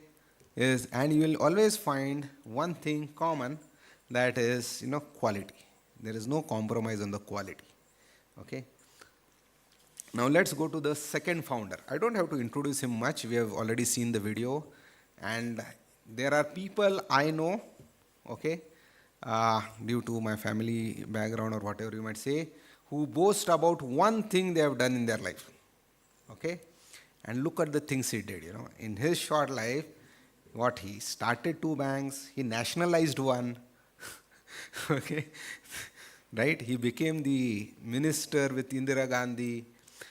Food Corporation of India he started, first chairman of LIC, steel minister, railways minister, National Food Housing Corporation. When the government of India decided to set up an IIM in Delhi, he convinced that Delhi is not the right place for an IIM, capital city, and convinced them to start in Bangalore, okay, in 1973, okay, and then started the Manipal hospitals. He's also a part of the founding of Manipal Institute of Technology in his heydays. So the variety that he did, and one of the key things that there's a very interesting book on his life called The Incredible Banker. And if you actually ever get an opportunity to read it, you'll find he was always restless. He always was looking to do something new. And that is something that comes to the DNA of TAPMI, okay? So TAPMI was established by Shri T.A. Pai in 1980. We lost him in 1981 at the age of 59. If he had survived, you would have a much different educational town of Udupi. He was basically the leader there, okay? But that sensitivity or that restlessness came to us. TAPMI was the first school in this country to go to IIMs and tell them that rather than having our own entrance exam, we would pay you to use your entrance exam called the Common Aptitude Test. Today, if CAT makes so much money, it is because we gave them the idea of selling it. Otherwise, they were not interested. They had not thought of it. But Professor Nag Brahmam, who was the director of TAPMI at that time, he was a senior professor at IIM Ahmedabad before shifting to TAPMI. He was the first one who said, and why the hell should I reinvent a wheel when you're doing it fine? And that was his idea, okay? We are also the first institution in those days to think of going for international accreditation when people were not even taking AIC. So we are the first school to get AICTE PGDM accreditation, okay? First private school which went to AICTE, said, okay, we don't mind if you accredit us, but do it. Today, AICTE regulates all the B schools in this country. Otherwise, AICTE was meant for engineering colleges. Okay? We are also the first school who initiated the international accreditation of AACSB. And we are the only 7th school in this country with both AACSB and AMBA. And please understand, when I say TAPMI, We are talking of a single institution in 2 locations. So all the accreditations, all the benefits flow to both the institutions. As far as the institution is concerned, it's a single institution at TAPMI with 2 locations. Okay, so when I say TAPMI, Manipal or Bangalore, it's the same. Now, in 2021, we merged with Manipal Academy of Higher Education. We were an autonomous institute running parallelly with MAHE, but then we said, MAHE has Institution of Eminence, fantastic. Let's go and merge with them. So we went, merged with them, maintaining our autonomy, and what did we get out of it? We got out of it a permission to start off campuses. Otherwise, as an autonomous institute, you can't start campuses outside their location. But we said, okay, if you're getting this permission, what the hell? So we merged with them, and it is from this merger that we have got TAPMI Bengaluru. And what is the best part of TAPMI Bengaluru is, when we thought of TAPMI Bengaluru, we decided to pick out the best from both the locations. So from TAPMI, we have taken the freedom. Okay, TAPMI believes in freedom for students, faculty, but responsible freedom. The same responsible freedom is what is the hallmark of TAPMI Bengaluru as well. Okay, but Manipal Academy of Higher Education hallmark is prudence. They are very particular in whatever they do. They are very careful in whatever they do. And that is something we have picked up from them. So this institution, the reason I say it's an idea is, whatever we are designing by taking the best of the 2 and trying to keep what does not work in both the places outside. Okay? I mean, no offense, Professor Durga Prasad, but there are some things at TAPMI Manipal that don't work. Right? So when we discussed, so TAPMI Bengaluru's idea was discussed in TAPMI Manipal. It was determined that TAPMI Bengaluru would always specialize in distinctive career-focused programs. 1. Would embrace experimentation and courageous decision making. 2nd, okay, and would not hesitate to provide quality programs. Why did we say this is, see what happens is when an established institution gets established, TAPMI Manipal is an institution, TAPMI Bengaluru is an idea. Okay, you're always afraid, what if it does not work? Like Mr. Jain was saying, what if it does not work? Try it out. Okay, but that fear comes with a reputation. Okay, luckily for you and me, TAPMI Bengaluru is still an idea. It's a process in making, and we are allowed to make mistakes. So, while TAPMI Manipal will keep its prestigious systems, we are going to continuously experiment, and we'll continue experimenting till this becomes an institution and stops evolving. Okay, till then we'll keep this as an idea. Okay. Now, the purpose of TAPMI Bengaluru is very clear, okay? And I'm not talking of its mission because the mission of TAPMI is same. It's to excel in postgraduate management, education, research, and practice. A very simple mission. But the purpose of TAPMI Bengaluru is to imbibe entrepreneurial spirit in each of its graduates to develop their ability to provide sustainable, digital, ethical, and global solutions. Remember, these are the 4 things on which TAPMI Bengaluru stands for. Sustainable, ethical, global, and digital. Okay, we are not ignoring digital. So any programs that are offered in TAPMI Bengaluru will always have the digital imprint. Okay, so, and these are based on 3 key ideas. What are those 3 key ideas? First, every program that we start will have a very strong industry linkage. We are interested in designing programs where industry engagement will be very, very high. Okay, and you will see it soon. Over the 2 years, the amount of industry exposure that you are going to have. Okay? That's why I say you are not students. You are managers in the making, and I expect you to behave as managers in the making. Okay? The program design, and I don't have to elaborate much on it because Professor Dige will elaborate in detail in the afternoon, is aimed at ensuring that every student, that word is very important for me, ends up as an industry-ready professional. Okay, because that's the objective of this school and that's the objective of this program. And the most important, ethics and sustainability are the 2 strong foundations on which every program at TAPMI Bengaluru is designed. And when I say every, it's every. So the first program that TAPMI Bengaluru announced in 2022 and started is the BBA, 4-year BBA, not a 3-year BBA. It's a 4-year BBA that we started, and it is built on this large number of internships, large number of live projects, all those things, I have a series of students and parents who keep on complaining, it's stress, okay, whatever is, I'm not saying, but the engagement is very high and that's resulting into some of these issues, which we take care of it, okay. Now yours is the second program in the making, okay, and it also has an equal amount of industry engagement, and Professor Dige will explain you how it happens in the afternoon, okay. Now, but why did we start an MBA in Tech Management? Okay, a lot of people were asking me this question. Why the hell are you starting an MBA in Tech Management? Okay. Some said, why not start a general MBA? Our management itself came and said, we are building so many things. Why are you not starting a general MBA? I said, no, not interested. TAPMI Manipal does a great job in general MBA, and we don't want to get into a competition with our institution itself. Let TAPMI Manipal handle the general MBA and its size and focus and scope. We'll do something different, and we started with tech management. But why did we choose tech management? Okay, this is not the only program that we are starting. We are already in the process of designing the next program that TAPMI will announce next year. That is an MBA in business analytics.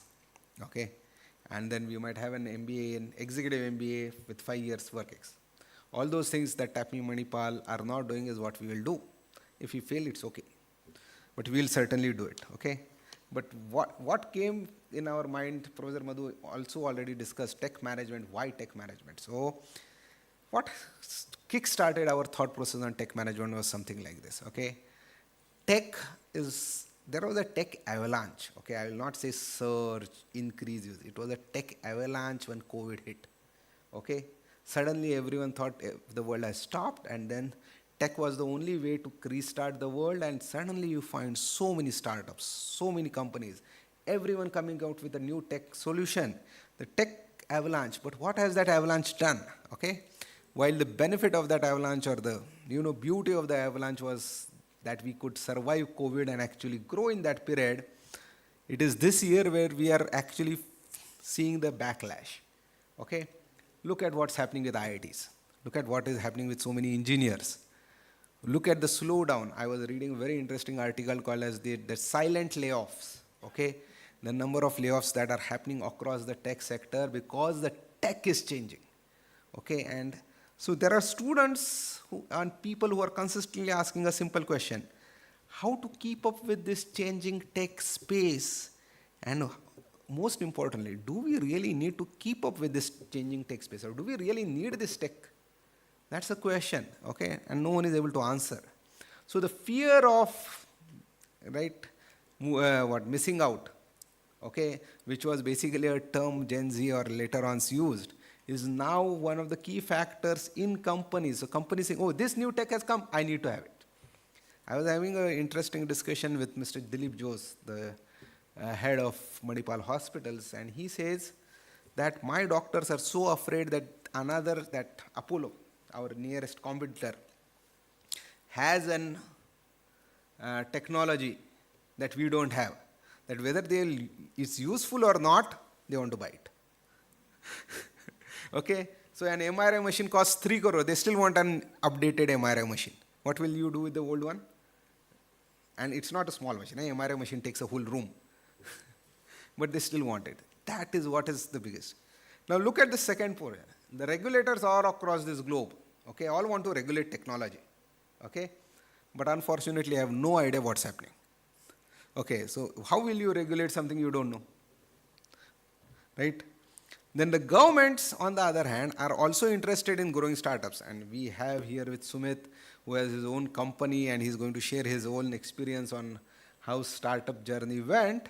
But look at what, right? Government says we will give whatever the startups want, okay? But does the government really know what the startups want? The new tech that is coming in, is it really? They are at a loss. And then look at the traditional MBAs across the globe who are sitting in the CEO's positions everywhere, okay? Mind-boggling. I did a small analysis for this program. The amount of money that is being spent on IT solutions in companies every year from their balance sheet. You can go and look at in the balance sheets and you find that. It's mind-boggling amount of money that is being spent. There is more than 100% increase over the last 4 years. Post-COVID, pre-COVID, and simple analysis of difference shows that more than 100% spending has increased. more than 100% on tech solutions, but tech adoption is like bad, right? On the ground, situation is still bad. The top person is taking, but the bottom is not interested, okay? Now, these situations are the ones that gave rise to bridges which will connect these dots, which will help people to make decisions. And the program is aimed at making those bridges, okay?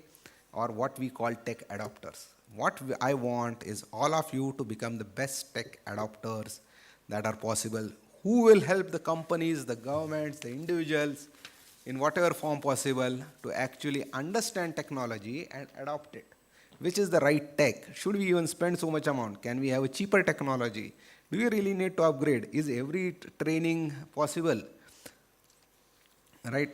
Now, while I will not discuss the USP of the program, there are a few traits that I think all of you should imbibe over the next 2 years to become great adopters. And the first I say is, you need to be tech savvy, but people oriented. Remember, technology is to help people. People are not there to be sacrificed for the sake of technology. And what you need to understand is both sides of the coin, okay? And how technology will help people grow. And that's the objective of this program, okay? Technology not at the expense of people, but technology for the people is what you should be able to arrive at. And that's what is going to get sold the most. And Mr. Jain was speaking on the same terms, okay? You need to be disciplined, okay?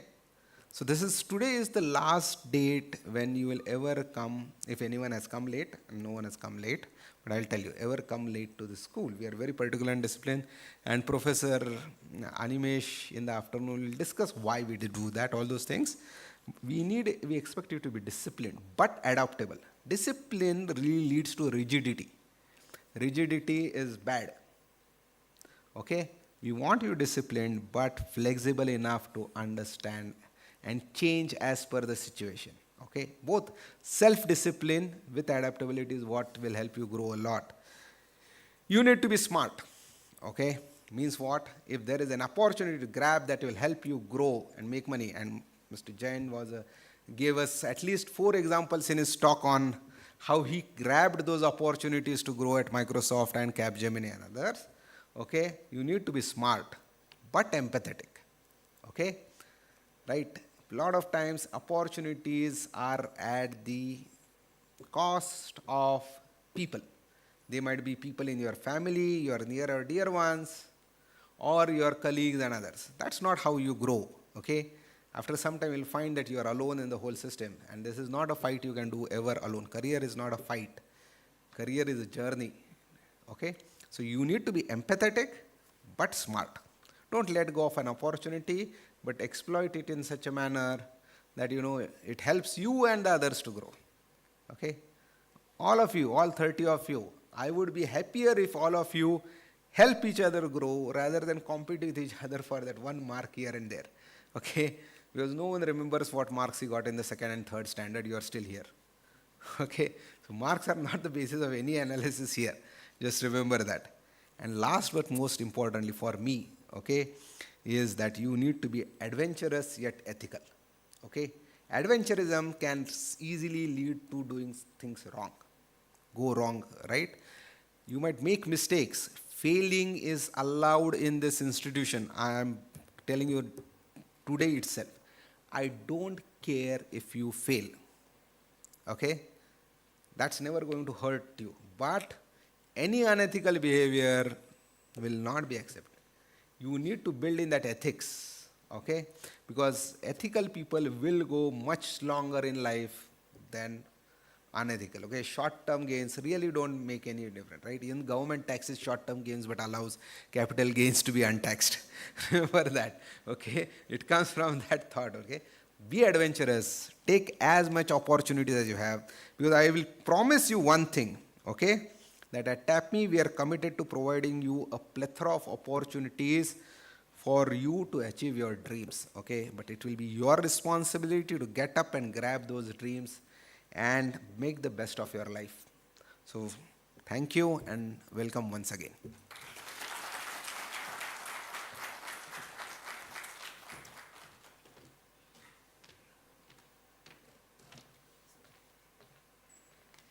Thank you very much, Professor Aditya, for walking us through the rich history and legacy of MAHE TAPMI, as well as setting the expectations right on the first day. So I think it is important that our students understand this legacy so that they can continue it forward as future leaders. On that note, we have our guest of honor, Mr. Sumit, who once used to sit on the other side, but today is continuing the legacy of TAPMI as a very successful leader. I take the privilege of introducing our guest of honor, Mr. Sumit Khandelwal.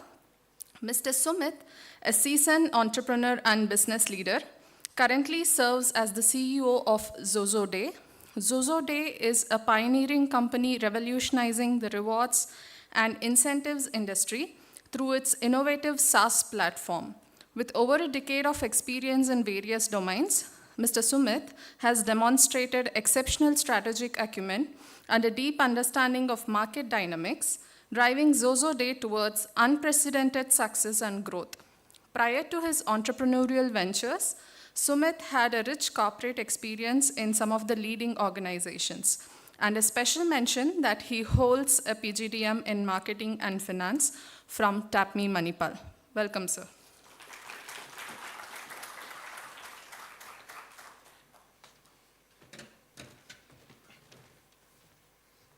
Thank you so much. Good morning, good afternoon. I think good morning still. So, first of all, congratulations everyone for joining TAPMI. I think it's almost 15 years that I passed through TAPMI. And one of the things which I would want to do in the next 15, 20, or 25 minutes is to make you understand that there is a big difference between the talks which others gave and what I would like to do. The biggest difference is I am one of you. And that should really help you understand that how does it make to be there and that's this side, right? So first thing first, one of the things when you're traveling abroad, right? One of the things which you really do is that you see that, hey, there's someone who is Indian there, and you find it easy to reach out to him. So first thing we should also find is that you should find and have the confidence that you have a lot of TAPMI alumni and you would be a TAPMI alumni soon. So feel good about it. One of the things you should really do is, I'm a TAPMI alumni, I feel great to be here. One of the big things which I was looking through, and I think I went through this when probably I joined and did not look at those videos as much as I did today, was to understand the great history of how Mr. T.A. Pai was himself an entrepreneur, built this great success. So as entrepreneur or as a TAPMI, one of the things you should really understand is the whole DNA of the DNA of the education over here has been built on a lot more thoughts toward entrepreneurship. So when I look at speaking today, what I would really want to do is to help you understand that what is life in TAPMI all about, how you guys can make it easy to reach out. When I started my company in 2012, I was first trying to figure out, and when I went to VCs around, they were all speaking about, hey, are you an IIT? I was not there. But now today, my co-founders, I managed to convince my co-founders who are both IITs and IIMs, right? So that's something which really makes you feel good, because tomorrow when you face the real world, there will be not a lot of people who would be wanting, and there would be people seeking only IITs and IIMs, right? At that time, when you really go and connect with them saying, hey, I'm a TAPMIan, I really choose the resumes which come from TAPMI, right? It makes it simple for me that I at least have a point to speak about. And that's something which you really feel about. So feel great about you joining an institution which is really big, which is growing faster, and you will really feel great about it. Second, just to give a background about me, and I think while I'm kind of here to give a talk on a course which is about technology, I'll give you what's life about, right, and what's dichotomy in. So I come from Jamshedpur, and my family is always in business. And when I did my engineering, and just because I did not qualify for becoming a doctor, because I had applied for doctor as well, right? So even my course in MBA was marketing and finance, right? You really kind of de-risk yourself. I can apply for marketing and finance jobs as well, right? So when I was doing my 12th, I chose both maths, physics as well as biology. And I said that let me try doctor. If I don't become a doctor, I'll actually become a engineer, and engineer is easy to get. So I got into engineering. Always wanted to do business, right? Post-engineering, one of the first things which you do is you get a job, and you really feel great about getting a job. I got into a tech job. I hated tech by heart. And to be really honest, I still do, while it kind of makes me for my living. So when I joined this company called as MBA Technologies, and I was with a lot of students, a lot of people like me who were there. And after your whole 2-3 months of training, they were told that what do you want to really do? I said, I really don't want to be something which is coding. I don't like it. So then they said, what will you do? Because you kind of joined a job which requires you coding. So I got into a quality role, right? And I think I really don't love coding as much Mr. Jain loves it. So I got into quality, which is a large job, right? So people who don't perform will take a quality role. And I said, okay, fine, that's fine. I'll take quality. So that's where, and I was always running away from tech, right? So the reason I was doing it, I thought that what is tech? Finally, it has to really solve some business problems. I really want to understand what's the business about it. Then I did my MBA, and then I got into a job which was into FMCG business. So I joined Wipro Consumer Care and was doing sales, right? Walking into the villages, selling Santoor soaps. And then I was kind of always wanted to do some business for myself. And this is around 2009 when I graduated, 2009, 2010. And I was really going to distributors, selling soaps, taking orders, all that stuff. And always in the head was that let me do something which can be for myself, build some business for myself. So then I did a first attempt on entrepreneurship with a company called as Recycle Trade India. And this company was where I thought that recycling can be a big business and e-waste recycling can be a big business. While in the job, what everybody do is to kind of say that with the job you could do something like this. I created a website through a services company, and very early to realize within the first 3-4 months that I cannot do these businesses unless I have a tech co-founder. That's when I kind of left that and then joined another company called as Metro. Finally, what happened was I met my co-founders and we started this company, which was earlier called as Give Zozo. Now it's kind of Zozo Day. And this company, when I started, my co-founders, obviously, there's Manoj, Abhishek. Manoj is from IIM and Abhishek is from IIT. We started with the idea of kind of building something which is group gifting, right? People can pool in money and do group gifting. To be honest, I come from a FMCG, a Marwari, Banya business background, and my co-founders were all techies, and they were saying, let's look at scale, let's look at this, let's look at that. And I said, okay, fine. The only thing which kind of helped me was, I think, and which is something which you learn in your colleges, and I learned it, was a teamwork, right? And understanding and appreciating each other's role. So got into this whole Give Zozo, started doing it, and kept taking advices from multiple people around. So it was group gifting, nobody turned to my website, 2012. We built this little platform, spent money, nobody came into my website, nothing was happening. Got into giving corporate gifting, right? Corporate gifting is largely where you are one of those traders in let's say, a place and just kind of getting t-shirts, bags, jackets, etc., selling anything to everyone. Back in the minds of us as founders, it was always clear that we want to build something which is really big, scale, something which you can be exciting about. And that's when the whole transition came into what we have built up today. Today, it's largely a tech company. It's a SaaS product company. And I am the CEO of that company, and I really believe, and I still don't know how to code. So what is at the heart of it is we really solve the whole problem of motivation. We believe that every business requires rewards and incentives and loyalty in different formats for making the people deliver the best outcomes. So just to give a perspective, companies spend on employees, rewards, recognition, motivation. Companies spend on sales commission, sales incentive. They spend on loyalty across the customer life cycle, and they spend on channel incentives, right? So what we do is we have built up technology on that, on that, and we make that easy for people to spend the entire money over there. As a company today, we are like close to 500 odd people across more than 7 countries, and I think, yeah, when kind of raised capital upwards of $70, $80 million.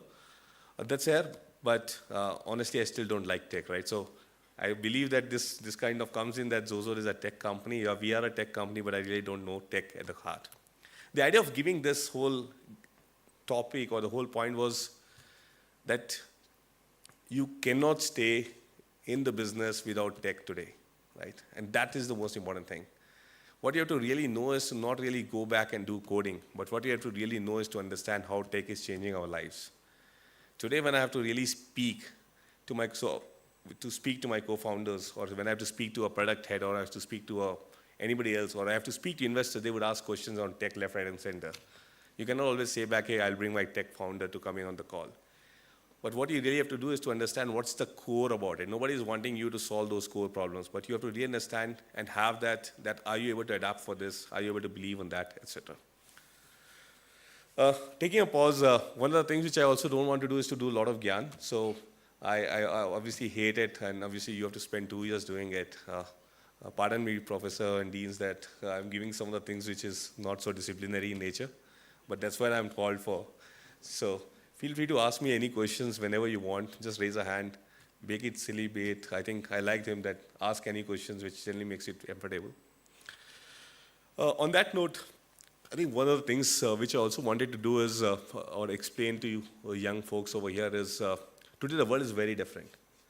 And when the world is very different, what's happening is it's becoming very dynamic. It's changing every day. Technology has become a biggest part of the whole globe, right? And it's kind of changing from our basics, like you look at the entire financial economy, it's getting adapted and changing to become very digital in nature.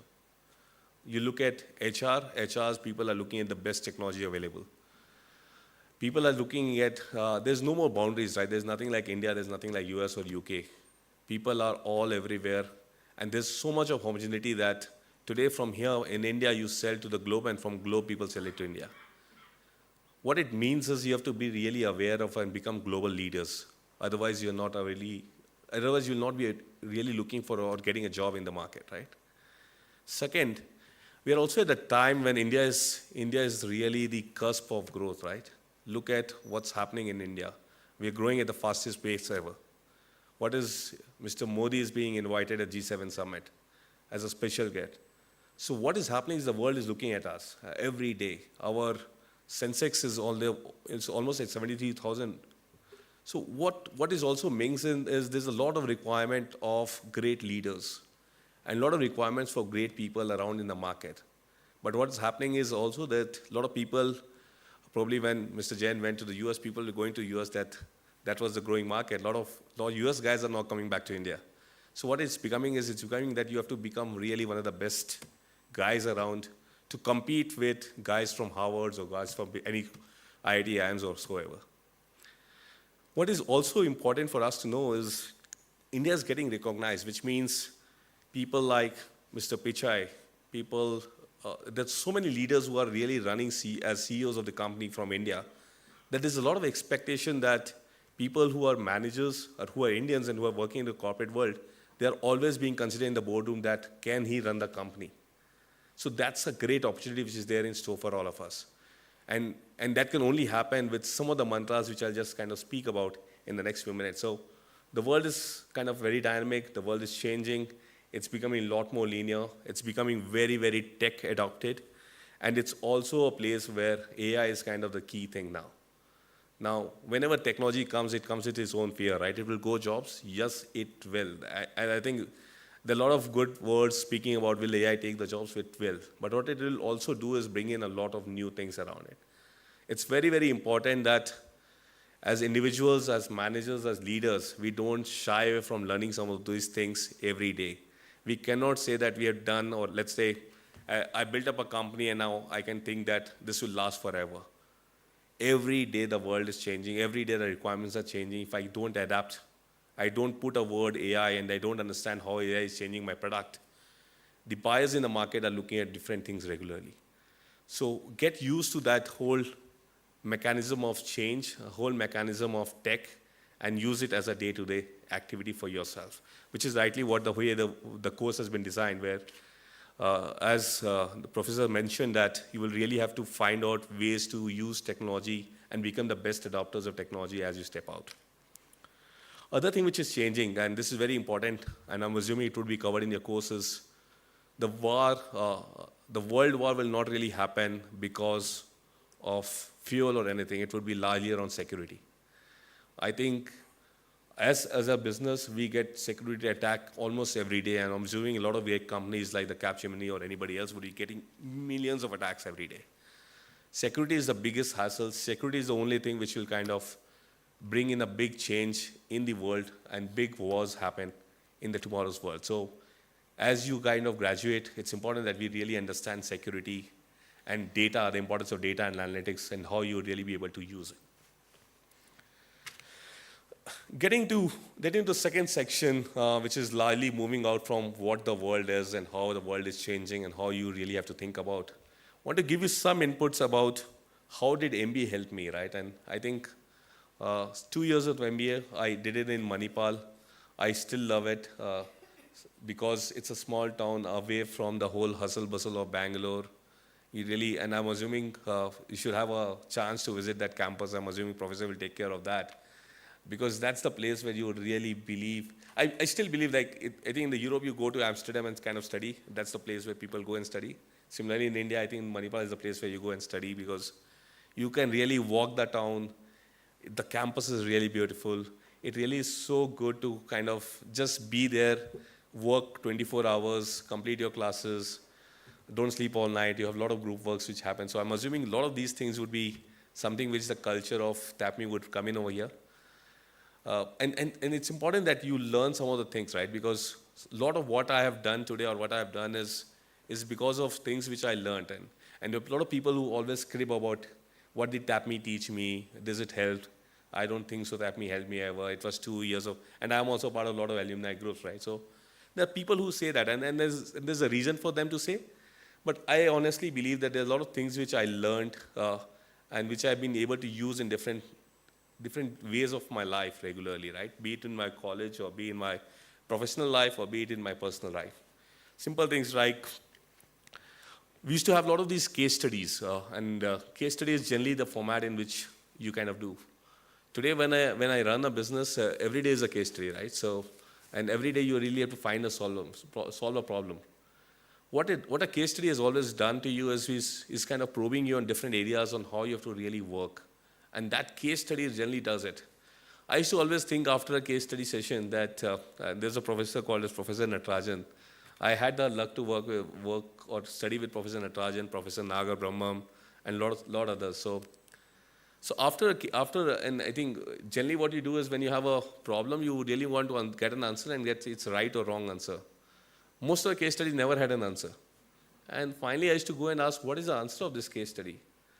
And the professor used to say that there's no answer. I think it's something that you have to just discuss and figure out. And that's exactly what happens, because case study really allows you to really think about different ways in which the problem can be solved. The approaches which you have to look at in solving the problems, right?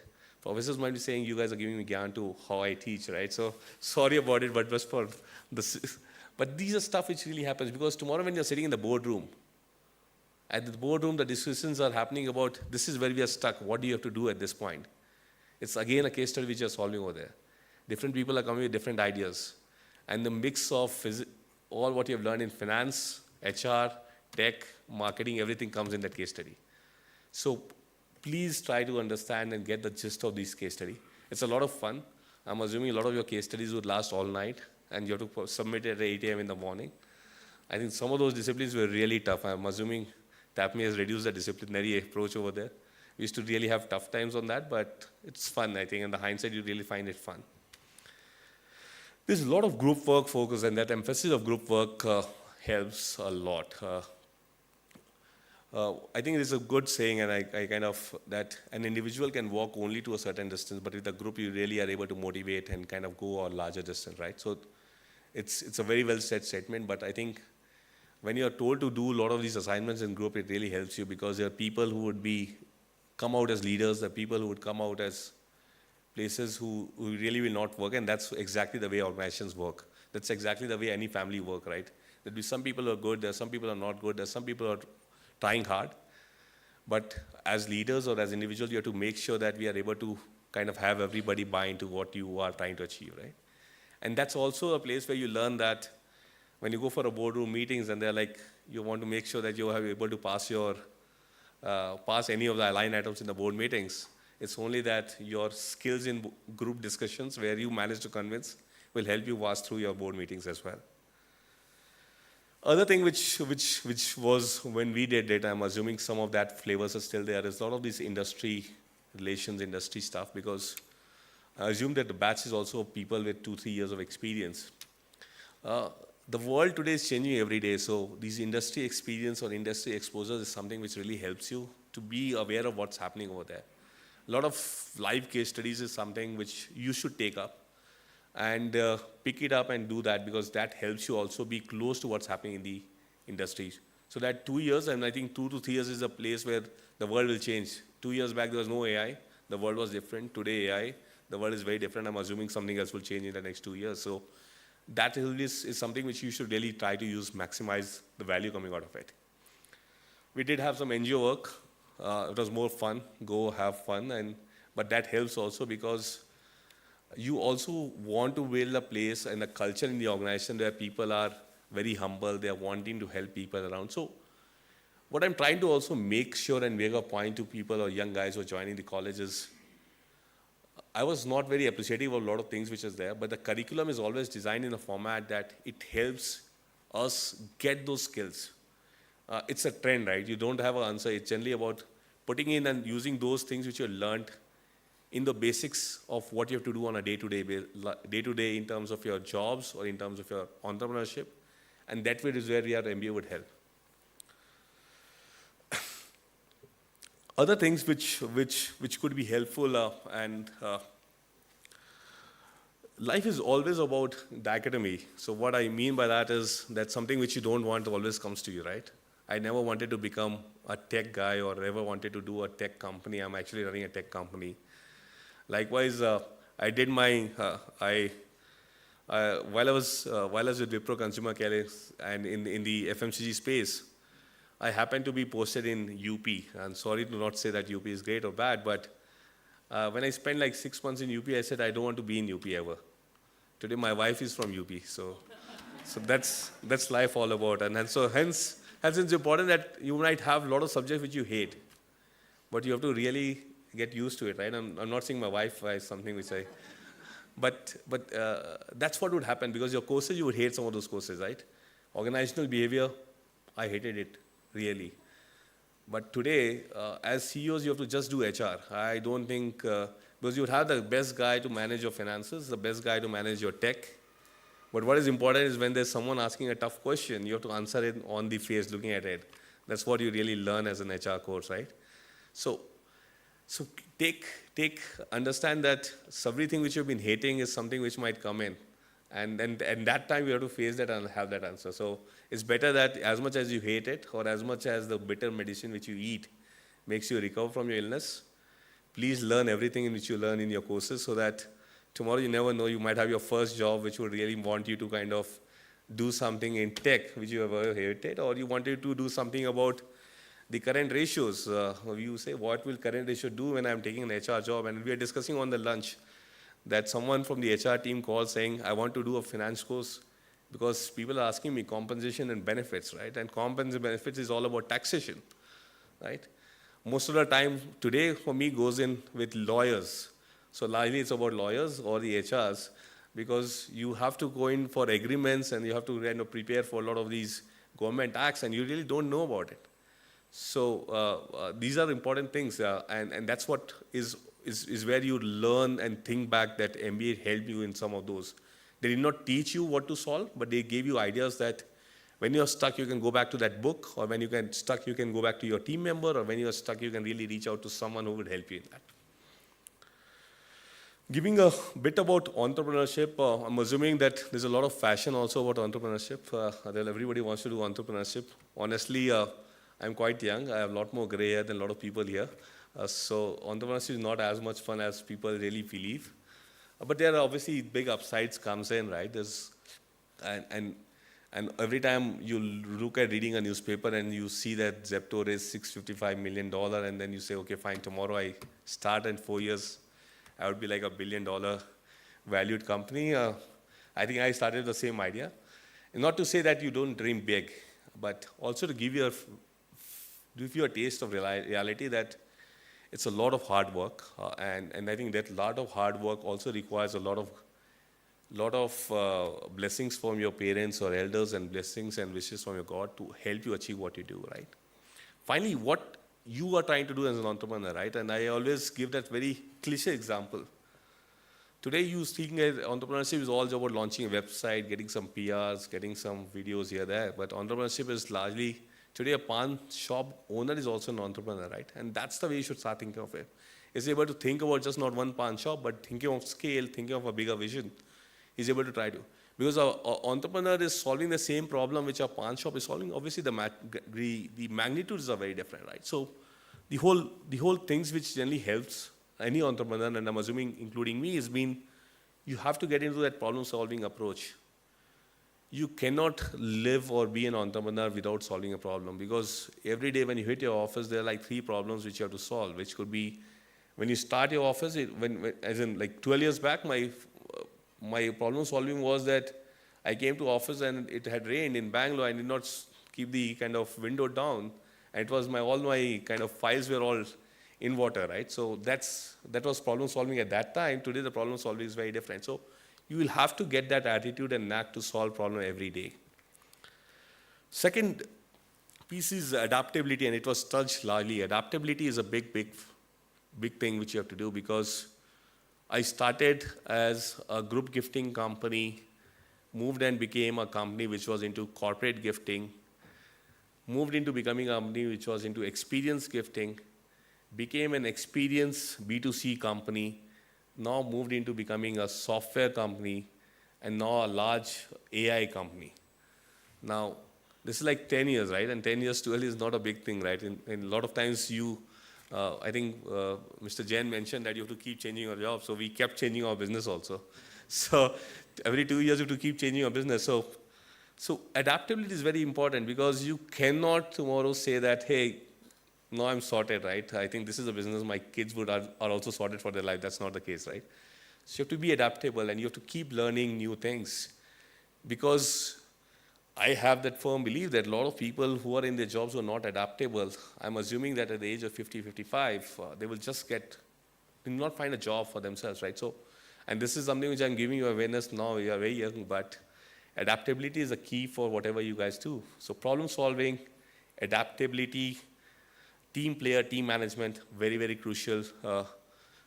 One of the things which is very, very important for us to do is to have a lot of people who start loving you. And when I say loving you, doesn't mean a kind of a boyfriend, girlfriend, but I'm saying people start respecting you for what you have done. Be doing a lot of good things, because tomorrow you never know, you want to get the best resources. One of the things you have to do is to really be aware of that. LinkedIn connection helps, right? So today I also have, not as close as him, but that helps, because tomorrow when you're looking at and you're in a position where you want to hire the best HR, you should remember that I had met this person, can I hire him for that job, right? You should be able to say that tomorrow I'm stuck, and in that meeting I learned that there's someone who is really good at legal. Can I call that person? You should also be in a place that you have to be very humble. Humility is the heart of it, right? So those are stuff, team, and I think today, I think when people say that you are the CEO, I think it's a very easy word, but I think it's like a chief problem-solving officer, right? Everything kind of stuck with you. But that's a bit about the entrepreneurship, and I don't know how much time I have. 5 more minutes? I'm done. So I think last 3 lines which I thought which would be good is, one, it's very important for us to really dream big. And really, and that's something which would really be my suggestion to you. Dream big and focus on your goals. I think this is something which I also learned from a talk which Mr. Ambani was giving, that focus on really big goals and look at the goals and not really on the obstacles. Because if you keep looking at obstacles, you will just be stuck. Just look at what are your goals are and what is the way to achieve that. That's something which you should really think about. Second, there's no substitute of hard work. I think there are a lot of people who say that smart helps. I think smart helps at times, but I still, and I don't think want to say that you have to really do that, still 16 hours of work is required. I think Mr. Murthy might be old school of thought, but I'm assuming Mr. Pichai or I'm assuming Mr. Bill Gates might be also doing so much. So no substitute of hard work. Try to be the best in whatever we try to achieve or whatever you do, right? Even a simple assignment, try to be the best in what you want to do. Last, important to be really very positive. Have that self-confidence.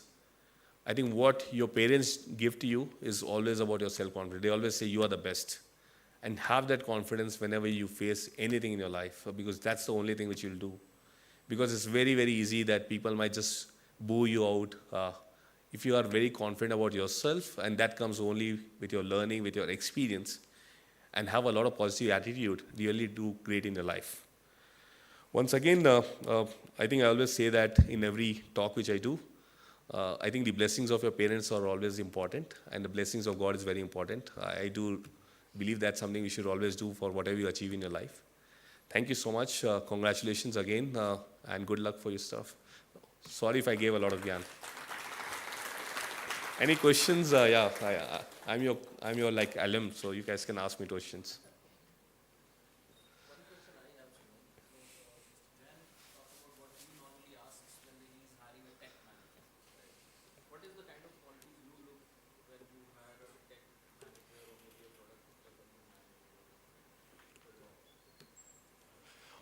Honestly, I think since I'm not a coder or a techie, I kind of, on the tech side of it, I really kind of have my best techie or the CTO to look at it. But I really look at asking or spending some time to really get into some basics, which is attitude, which is about the vision or how big is able to think, then team skills, right? I think these are things which I really spend time on. But any like say top 2 layers hiring, I would really want to go through our culture tests, and at least the first set of people I would really want to meet myself as well, and try to get it from my LinkedIn connection. Go ahead, please. Yeah, good that I think, Mr. Jan, people are now assuming that I'm an alumni, right? So it's easy. Go ahead. When you started it, did you think or expect anything that today it would be like this, or like what was your thought when you started it? Honestly, I started that, I thought that in 3 years I should be like 10 times as big as this. So we are quite small to that. But I think as young, one of the things which was also told, right, because when you keep growing, right, you also start getting a lot of hit about reality, and which also starts putting a smaller boundaries to you. So when you started, I thought that in 3 years my business plan was like I would be like 1,000 crores odd, valued at like few $1 billion, which is good. And still today when I try to do that, I really think about it. But the only thing which you have to really do is that are you moving in that direction and trying to really look at the same goals in this vision? Otherwise you might just, one thing is also about feeling good about what you have achieved. Otherwise you would always kind of question that and you lose your confidence that, hey, I might say that I'm less to what I wanted to achieve, but I would always say that I'm by far a lot more bigger and greater than anybody else. Let's say I would be like 0.001% of whatever a lot of startups do today. So that's what you should feel proud of also, right? Especially TAPMI is calling you, so you've done good.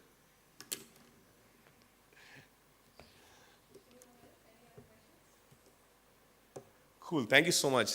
Thank you so much, Professor, for calling me, and always a pleasure to be here.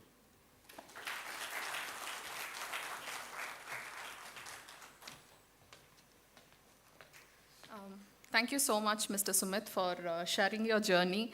I think he gave a nice trailer of how your next 2 years is going to be. But one thing that I would like to reiterate that he mentioned is that TAPMI community is wonderful and it has a very strong alumni network, and any help you reach out and help will come. On that note, thank you so much, sir. I would request Professor Aditya to felicitate our guest with a token of gratitude.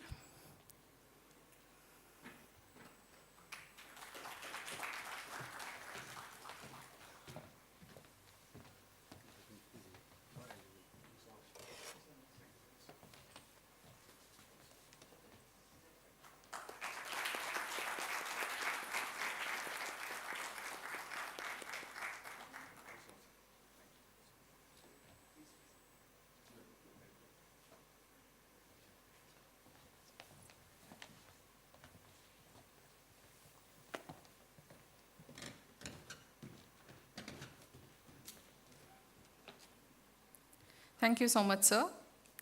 So, as Mr. Sumit, Mr. Mukesh, and Professor Aditya rightly mentioned in most of their addresses, today technology is revolutionizing the world by transforming industries and enabling groundbreaking innovations. And as future leaders, it is very important that you all understand how to leverage technology to climb the corporate ladder and achieve excellence. On this note, next we have a very insightful tech talk on Lead AI by Mr. Sridhar Pai and Mr. Mukesh Jain. So this is on the topic, climbing the corporate ladder, achieving leadership excellence in business and life. I would like to take the honor of introducing Mr. Sridhar Pai Tonse. Mr. Sridhar Pai is the CEO and founder of Tonse Telecom, a research analysis and consulting organization focusing on the telecom sector since 2005. Under his leadership, his organization has worked on over 170 global projects, helping hundreds of companies with everything from strategy and advisory services to fundraising and technology marketing in global markets. With a rich career spanning 33 years, he has been an entrepreneur, consultant, advisor, and coach in the areas of technology. He has authored several articles that have appeared in Forbes, Business Week, and several other business magazines. Sridhar is also an author of 2 books, a meditation enthusiast, and a student of futurism. Welcome, sir. Mr. Sridhar and Mr. Mukesh, the floor is all yours.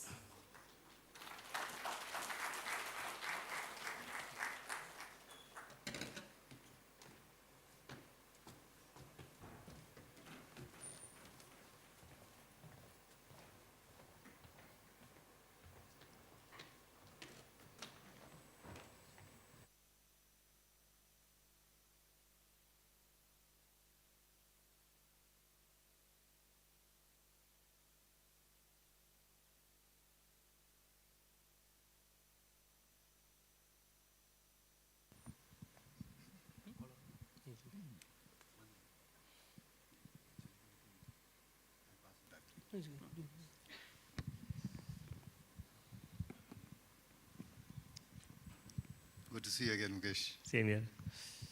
So we're at this glorious spot right now between us and lunch. And this is called a fireside chat. So more like dinner time would have been appropriate for a fireside chat. But thank you so much. Also, it's nice to see many of you, some of you have already met before. Thank you one more time for being here. And Mukesh, it's an absolute pleasure to reconnect with you here. You know, it's not always that you get an opportunity to peek into the minds of a business leader, especially one who has actually been running a large global top 10 business house as a CTO.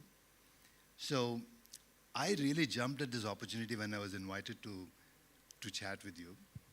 And not to forget, when the first name of the person is Mukesh, and he's also worked with the big Mukesh in Mumbai. So let's just talk a little bit about some of these cool things that have happened. One of the things that particularly drew attention was the fact that you were able to solve this problem about the spam filter for the world's richest man, right? Now, I'm sure there are several such incidents that have happened in your career. Anything that, any other similar problem-solving opportunity that you can think of, perhaps with the, either the Mukesh Ambani group or even the Satya Nadella run Microsoft. The reason I'm saying this is this aspect of scale, right, which you brought up a little earlier in your talk and also came up just now in the chat with Mr. Sumit, is that this is something that is somewhat alien to us as in Indian entrepreneurs, businesses, and so on. Although, with the kind of population and so on, we should actually be understanding scale better than anybody else, which we are now beginning to see with UID and so on. I want to understand, in a product perspective, when you were working with these companies, how important is scale? Like when you are building Microsoft Outlook, for example, it is something that is now addressing 200 million users, 300 million users, 500 million users. So at what point do you start considering scale as an aspect of design? Sure. Thank you. Thank you for having me again here. Let me start with a spam filter, my thought process about how this was happening, right? So, as I've already talked about, the curiosity part, the puchne mein kya jata hai attitude, right? That's how I started. But I always believed technology, artificial intelligence, anything what we do talk about, right? It has to do with human behavior. Always fascinated by human behavior, even though I'm not a psychologist or expert in that area. But I thought human behavior is always there, and we need to look into this. So when I heard about Bill Gates' the issue in that meeting, I was, by the way, I was invited in that meeting for one specific quality of mine, which was, at that time, the junior most person in the team. One junior needs to be there, yeah. So in Microsoft, they have a culture wherein if an important meeting with Bill Gates is happening, they will take one junior most person in the team. So that quality qualified me to be there with no other quality. So I just happened to be in that meeting, and when Bill Gates said, I get 15,000 junk email per day, and when are you going to do this? And the GM said, oh, it's a complicated one, we'll do it after 2 years. 2 years, 15,000 junk mail per day. I was curious. Of course, Bill Gates left the meeting, he was not happy. And then when I raised my hand, puchne mein kya jata hai? And I say, I can try, and I said, no, it's not your thing. But I kept thinking that why are we solving it by NLP? First, you need to do human behavior. But nobody listened to that. Then I thought, you know what? Let me just do it. So that part about, let me just start, because somebody have to solve the problem. The same reaction I had when I came back to India. I was hiring from some colleges, and I see the quality of the students are not at par, even from Microsoft, right? Then I thought, you know what? It's very easy for me to continue to blame, hey, government should do something about it. I said, no, let me start teaching myself. So like that same attitude, let me start for solving this problem. I did it on my own thing. It took me 3 months. The point was, whatever I'm doing, will it scale?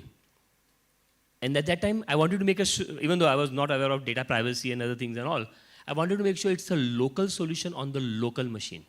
So I was also struggling with the point, will that have enough space on the machine? So thinking next, when I teach a scale at some of the university, when I have a subject which is scaling for millions of users. So when I teach this subject, I talk about it, to answer your question, it's not an afterthought. It's day one. You have to think about scale day one. And that is something which I've learned building Outlook, which is used by 400 million users, building Geo, which is again used by 400 plus million users. And that exactly the scale is day one, not an afterthought. In that part, right, what will happen when scale happens? People say, oh, we need to do performance testing. That's why my second book is about web performance. It's not about performance testing. It's about, is it working part, right? And scale, who better can understand than India, right? Now look at it, UPI. Outstanding. I spent 13 years in US, not a single application, not a single way for me to transfer money to you. It will take hours, if not days. Even today. Even today. But here, 1 second, gone, done. UPI is done. And you can go to Paris and then pay for Eiffel Tower. 1 second. I think that part is innovation, and that's where some of the people in India are able to think about scale. And I met some of the leaders, and I was also part of Niti Aayog committee when we were talking about data privacy and everything for India. And I kept bringing the point, hey, we need to think about scale. We need to think about what can happen long. I think we are just beginning in India to be able to realize the scale and the architecture part and all. Not many subjects teach scale, by the way, in India, even today. Even IIT earns, we don't. So these are the opportunities where we need to teach scale day one. I think that's the opportunity I would say. That's exactly the point. I think that's a fabulous point. So let's now move on to the 900-pound gorilla in the room, right? Which is generative AI, right? Or an aspect of AI, which is beginning to manifest itself in everybody's life.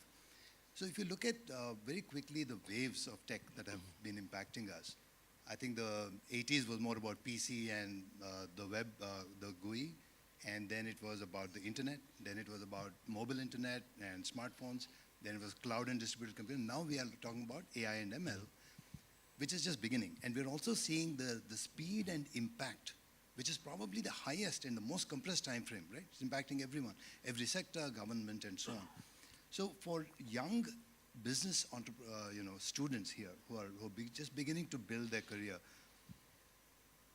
do you think they should be concerned, or do you think they should be opportunistic? Should they be excited about the opportunities, or should they be worried about what kind of concerns? Is it going to take away jobs? And this upskilling is a never-ending job now. I think it's understood, right? We are never done with it. So any thoughts there? What do you think coming from this background? Sure. So my interaction with AI was 32 years back. I'm not that old, by the way. 32 years. So in Mumbai, there was a bookstore called Computer Bookshop in near VT. And now it's called CST. So I went there and was just browsing through some books, and I found this book called Artificial Intelligence. I'm like, wow, if the intelligence can be artificial, it will be amazing. I'm talking about 1992. Okay, so I was just going through the book. I like it. I would try to convince my principal and college that we should have this as an elective and everything. After a lot of reluctance, she agreed. And when the time came for picking up the subject, right, only 5 people picked up the subject. And then, of course, the subject was shot down. I had to convince other people. 20 people finally I got convinced to take AI. And the first lecture comes in, all excited, like eyes wide open, like 3 idiots, right? And they were sitting in the front row. And then the teacher started teaching. Question, question, question, question, question. She ran away. Too many questions. So all my friends who took the electives, they Mukesh, because of you, and I started hitting me and all this. I was learning on my own, and then somebody gave a suggestion, Mukesh, why don't you teach your own class? That was my first lecture in AI. So I taught my own class, and that year, the whole batch passed in our college on AI. That actually gave me the confidence that AI is there for sure. But anywhere I talked about, like my project was on AI, a speech, and in the year 1993, my principal, dean, everybody told me, HOD, that no, don't do this project, nobody will help you. So with that reluctance, hesitation and all, I was still doing AI, finding out place to do, including the junk spam filter I did and all. Now, last 7 years, AI is picking up. People are not talking about AI. Unfortunately, with Gen AI, last 1.5 years, people think AI equal to Gen AI, which is completely wrong. And I had to tell that, no, Gen AI is not AI. Gen AI is a subset of AI, maybe 1%, maybe 2% of the AI, right? About 30 years back, one of the parliamentarian in India, I will not name that, he made a comment that with computers coming to India, people are going to lose jobs. And we know what happened.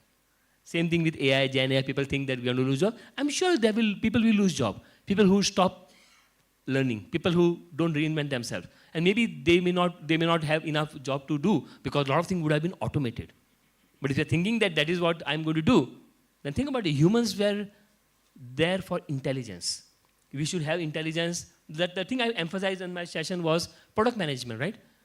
I don't think computers can do product management. I don't think AI can do product management. It is still human who will come up with the idea and do the. Do you think UPI can be done by Gen AI? Cannot be. So it is still a human intelligence, the product manager which we have to do, and that's why we should focus on. Today in my role as a CTO, I would say 70% of the time I enjoy doing what I'm doing. I'm doing innovation. But there is 30% which I don't like. I wish Gen AI can solve 5% of that. And that's what I will be looking for always, so that I can do 90% innovation, 99% innovation. I think that's exactly what we all should do. We should not be afraid of what's coming. Find out opportunity. Yes, I can do this, I can do this, I can do this part and all. And then be ready for this. And yes, companies will pick you up, not because you know how to write the prompt engineering. They will never pick you up because you know prompt engineering. They will never pick you up because you know how to write code. They will pick you up because you can do problem solving. They can pick you up because you can do things beyond. You can think scale. My daughter just went through Google interview, 12 rounds of interview. She still beat me because I went for 14 rounds of interview at Microsoft. So they wanted to make sure, thok baja ke, acha maal hai, right? They are taking, right? Why are they taking? It's not just coder. They don't want just another coder. They want somebody who can think scale and all. Is the person be able to serve the company for another 5 years and do some innovation which is big?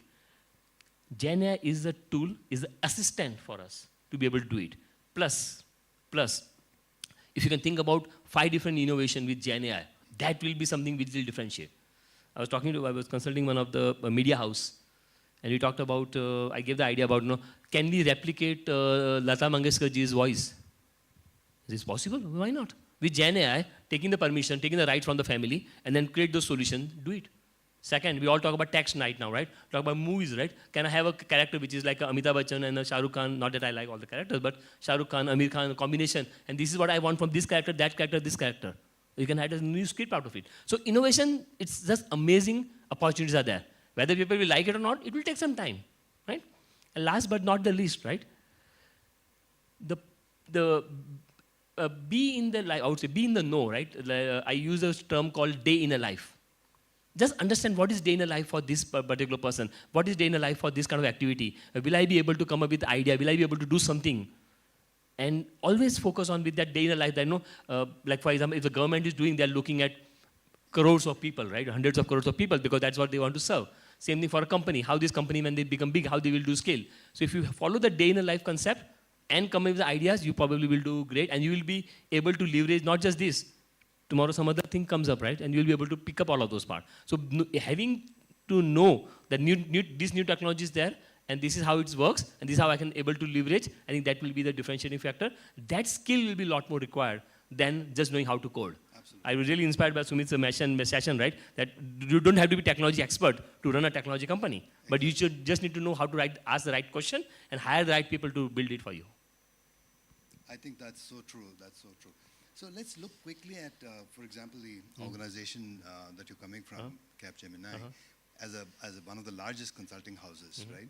Now, and a lot of our students graduate and take up consulting roles into consulting companies and so on. So question would be, in your scheme of things, do you think that the next generation of business grads that are hired will be expected to do different roles as consultants, or do you think that's not going to change so much? I would say the roles are evolving more and more. Right? For example, the traditional role of a software developer is going to continue, but probably it will shrink.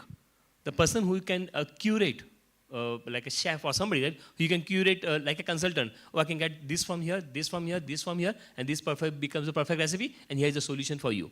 I think those unique capability consultant will be a lot more required in the consulting job, because people want to solve the problem faster. Yes, PPTs and everything, yeah, that can be automated. The PPT creation is automated now. Now you focus just on the ideas. So if you don't know that 25 technologies to do this, there are 35 use cases on this, 60 use cases on that, then you will be left out anyways, right? So that's where consulting job is going to continue, will be a lot more, but more as an orchestrator about knowing, same thing, a jack of all and master of some. Knowing multiple things, finding out what best combination will work, and giving that solution. That will be the differentiating factor. But all of those things people may not even know that you exist if you're not on LinkedIn, right? But talk about it. Don't necessarily share your patents and your ideas and all, but at least be aware, at least be there to communicate to people that this is how it is happening and all. So I think the role of consultant is going to become more bigger, and the specialization part will probably, be very niche skill. That, okay, we want to solve this particular scale problem. Just hire the specialization for 2 days, 5 days, 10 days. And continue. But consultant to orchestrate will be a lot more important now. And like MBA Technology Management kind of consultant, which is, again, multiple things you are aware of, will be a lot more important. Yeah. So I want to spend at this moment a minute of time just to focus on this particular aspect, because as a part of the tech management group study, we are looking at a changing role of technology in India, for example, not as businesses that are anymore simply deploying technologies that they have been doing all along, but in this new avatar, because the Indian industry is evolving, we see new roles for our folks where we actually own the technology or define the technology or build the technology for the world, right? That's beginning to happen. For example, there's a Zoho, there's a locally built technologies and so on, where for the first time we'll actually start owning intellectual property. We will be defining roadmaps. We'll be defining metrics. We'll be defining measurement. We'll be defining new distribution methods in whether be it SaaS or a physical product. And it's happening even in the physical product, like industries, EV cars, EV bikes, and so on. So we see a completely new set of profiles for our grads getting out of here. And do you want to spend a minute on that? Having worked with the large global players already, like Microsoft and so on, what kind of roles do you see for Indian intellectual property owners? Okay. So one of the things which I'll emphasize again, because see, a lot of the innovation happening at Microsoft and Google and all, but who are doing this? Same Indians, right? Yeah. But when we are here, right, we have slightly different mindset than over there. Okay? I saw firsthand my daughter going to kindergarten in US, and I was just observing a couple of days from a one-way glass. And first day they asked them to just talk and all, not many kids were talking. Second day I asked to bring this favorite toy. So my daughter took a teddy bear. And they just said, what is this? Teddy bear, that's it. Third day, name. Fourth day, what does the teddy bear do? Fifth day, मतलब पूरा फेंकना सिखाते हो, sorry. being creative, being storyteller. They teach, right? But there's no right or wrong answer. The fear of failure is not there, right? Okay, I'll give my personal incident if I may. Yeah, please. 1993, when I was invited, I was again presenting and I was just sending up papers and all. So I was invited by IEEE to present my paper in an Aurangabad conference. It was on artificial intelligence on speech. So I go on a stage and I start speaking. And I stammer. The whole crowd started laughing. I don't know if you have noticed, I still stammer, by the way, but a little less. The whole crowd started laughing. I stopped my presentation. I started laughing. See, you're laughing now. The whole crowd stopped laughing. I stopped laughing. And I continued my presentation. Right? Yes, it was a pain for me when people used to tell me totla. People used to tell me, Mukesh, you stammer. Yes. Yes, I stammer. Big deal. Right? But my things will not stammer. Okay? The reason I was sharing this story is because several people I've seen firsthand, several people will go into cocoon or will try to not to speak in public because people will laugh. Log kya kahenge? Log hasenge to. That fear of failure is big in India. Very big and very bad in India. Because of which a lot of innovation doesn't happen. Even if the person has the best idea, doesn't happen because log hasenge to. And there are so many cases, even today people laugh at me. Theek hai na, I also laugh. Right? So that part, but when I learned this part, I was always thinking, how come US have so much innovation? But when I saw this firsthand, how they are teaching the kids not to fear of failure, not to have the fear of failure, and then I learned that, yeah, this part is missing in India. Second part, we do have product management, but we have that attitude normally towards, aap batao kya karna, main kar lunga. The service mindset, you tell me what to do, and I'll do it for you. That will not get us to build products. Some of the great products, Zoho is a great product. I don't think even in US we have this kind of product, right? So these products are there. Zoho, definitely great. UPI, Aadhaar, you cannot beat. 18 countries are using this, by the way. Yeah. And I'm really amazed. I visited TAPMI Bengaluru a few weeks back. They have open sourced it. Yes. Outstanding. This is what India can lead. Yes, these countries, you can use it. I'm sure US, I'm a US citizen, by the way. So US will have more problem to adopt Aadhaar. They may not even adopt Aadhaar, but there are hundreds of other countries who will adopt Aadhaar because it is good for them, it's important. UPI and so many applications on top of it. So I think India has that capability. It's there. But in India, because of fear of failure, they don't speak as much. But the same kids, same people, when they go to other countries, they open up. The fear of failure is not there. And then they will be able to innovate. So I think it's just the environment for us as a managers, us as a leaders, need to give that comfort environment. Do it. As I talked about, right, the example I talked about, the 5 days, every day I have this event. And people are loving it. And we, in just doing my tenure, 374 innovation I've done in Capgemini under my leadership in the CTO. Because people have no fear. Kuch bhi leke aao, kuch bhi batao. Yes, I'm rude in some time. I tell people, kitna fekhte ho? Bakwas hai, wapis leke aao, leke jao. I'm rude. Yes. Because rude, mere se gali sunna acha better hai, rather than not moving the career, right? So I think that culture still need to happen. The teachers should allow people to think, what is apple color? Apple color can be red. Apple color can have red with stripes of yellow. Apple color can also be green. That allow that freedom to happen. It's not happening yet. I gave several letters to Education Ministry that, allow the teachers to allow this to people to have innovation. My son lost 1 mark. Mukesh is talking about 1 mark, yeah. My son lost 1 mark because he didn't do exactly what was written in the textbook. It's pain, but it is what it is. Yeah, I'm glad we now are touching upon a softer aspect because the title of this discussion is really about achieving leadership in business and life. So we should also talk a little bit about life. And I think it's unfortunate that so far, but the default connotation of success and business leadership is always about business. It's rarely leadership about life, right? Now, for example, you don't want to actually end up with that promotion that you've been wanting for the last 20 years and come home and find your divorce papers on the table, right?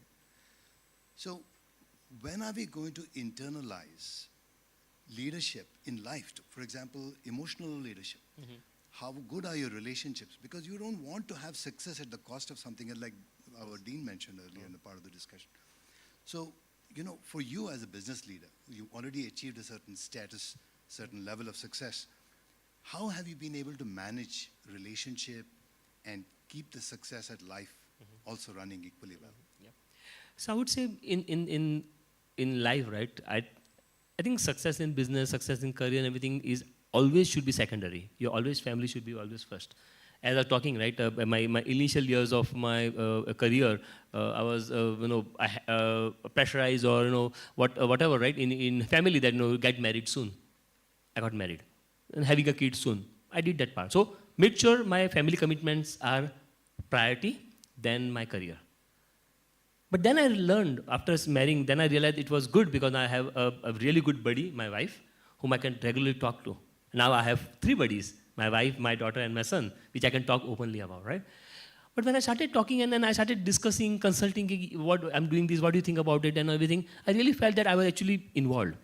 And I can tell you there are so many years in my life where I said, you know what, only family focus.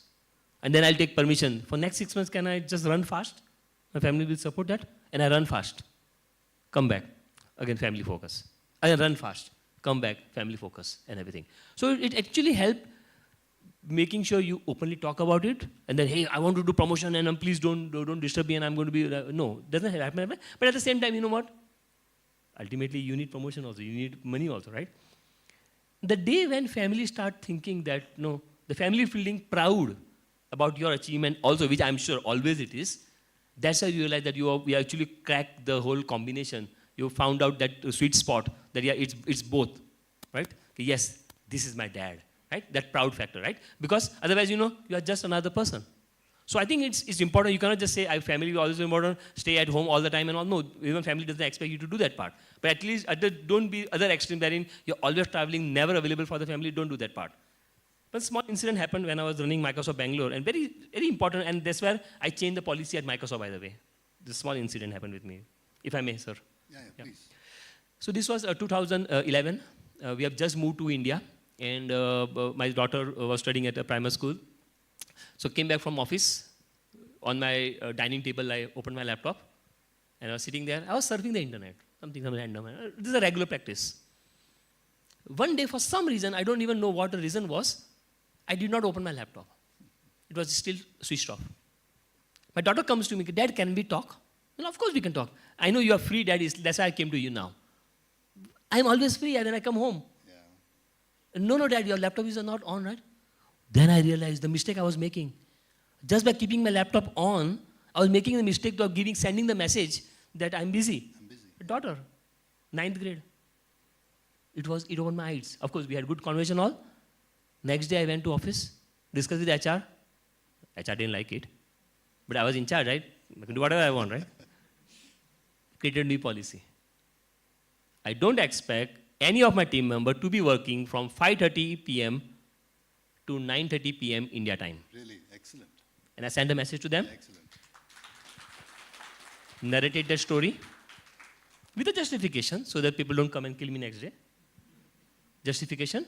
From 5:30, I want people to go home, spend some time with family. And by the way, this time, Seattle is sleeping. Right? So don't worry. But I do expect you to come online at 9:30, at least for 1 hour, till 9:30, so they can just see if there is any updates from Seattle. That's it. People loved it.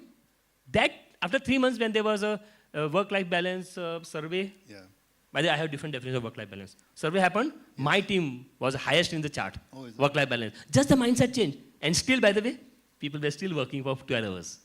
16 hours once in a while, but 12 hours, they were still working. And it's a big deal when the leader says it. Yes. It's a very big deal. Still working for 12 hours example. and happy. Yeah. And my definition of work-life balance, and this is what I changed the definition at Microsoft. Earlier definition of work-life balance in Microsoft 2010 was 8 hours. I changed it. It is as defined by you. Work-life balance definition as defined by you. That's it. That's my definition. Did the HR bite? They took it. I had too many troubles. So my definition of HR work-life balance is different from somebody else. If you have definition of 8 hours, I'll respect that. But my definition is different, so respect mine. Yeah. That's it. That's it. It worked. Yeah. I think there are certain cultural aspects to this, like you mentioned earlier, which we carry into the workplace. And this extraordinary level of discipline and respect and so on. I think that is beginning to change, hopefully. And, Yeah, that was actually negative, by the way. The extraordinary respect what we have for Angrez, yeah, whatever you call it, right? yeah, It's bad. it's bad. Yeah. When I was running Hyderabad and I was coming to Bangalore and all, I had calls almost every day. 9 p.m., 10 p.m., 11 p.m., 2 a.m. Yeah, if it's West Coast, you end West up doing Coast. 2 p.m. 2 in the a.m. morning. calls. Then I said, you know what? Let's change it. Let's have something discipline. No, Mukesh, we are a global company. We have to take calls. Okay, fine. Let us have one call at 2 p.m. India time. India time. Yeah. 2 p.m. India time. No, Mukesh, that will be midnight for us. Of course. I just said, of course. Now you get it. So a lot of people, people remember me because I traveled a lot of these people. But after discussing with some people realized that yes, it's important. But the problem was, I'll be very honest here. The problem was not the Angrez dictating us. It was we crawling when you We crawling. Yeah. We could have said no earlier. We could have said no. But we just kept accepting everything, right? That was the bigger problem. Yeah. But then I internalized them, showed them what does that mean and everything and all. They were okay with that. We moved all the calls to Tuesdays. Tuesdays, yes, we will respect all the calls. So Tuesday I used to go after lunch to office and come at midnight. Only Tuesday. Wednesday also I will go after lunch. That's it. And it worked out. For both. Win-win. And last, most of the releases in Microsoft used to happen. See, I'm just using Microsoft, but it's multiple companies I work for. Sorry, it's not picking up. Definitely, I still have high respect there. Yeah. Most of the Microsoft releases were happening around 15th of November. Any guess reason why? Yeah, before Thanksgiving. They have the biggest festival, Thanksgiving, which happens normally after 25th of November. So most of the releases happen 15th. Yeah. I said, no, that's wrong. I said, why wrong? We have Diwali. Okay, we cannot have something which is for all the countries in the world. I said, I'm not talking about all the countries in the world. I'm talking about 37% of the employees in Microsoft who are Indians. Yeah, very important. We changed Very it. important. Most of the release will happen by 15th of October. Done. कोई बताने वाला चाहिए. Yeah. So I respect Microsoft HR, Microsoft leadership, especially Satya Nadella. He allowed some of this to be discussed and we took several policy decisions to change it. I think that's something we all from India should at least speak. पूछने में क्या जाता है? Absolutely. And I think that there's absolutely nothing wrong in initiating, especially when you're inside as a business leader and as a large organization that's leading the industry. When Microsoft does it or somebody else does it, the other companies will follow. Will follow. And the classic one is currently at Capgemini. So we have this university in Paris. And when the first time I went there was no, forget about Jain food, there was no veg food also there, right, proper. So I did a lot of initiative and finally we have good amount of veg food. Wow. And the biggest consumer of the veg food is not Indians. Foreigners, right? They also love that food, right? And a lot of people keep thanking, Mukesh, thank you for starting this veg food over there. So just asking them, just sensitizing them there. Otherwise you could very easy. Veg, yeah, we have ghas-fus. I'm sorry, salad. Yeah. We have ghas-fus. And that's what exactly always I get. I've lived on salad for a week in Japan, then I got sick. Yeah, why? Yeah. Why should I eat salad? मुझे खाना है. बनाओ. This is how it should be made. I'll teach you, I'll coach you. I'm not a cook, by the way. YouTube का link नहीं भेजूंगा उनको. So we have to ask. I think that part is there. True. I'm happy that my Indian friends now when they travel, they get Indian food.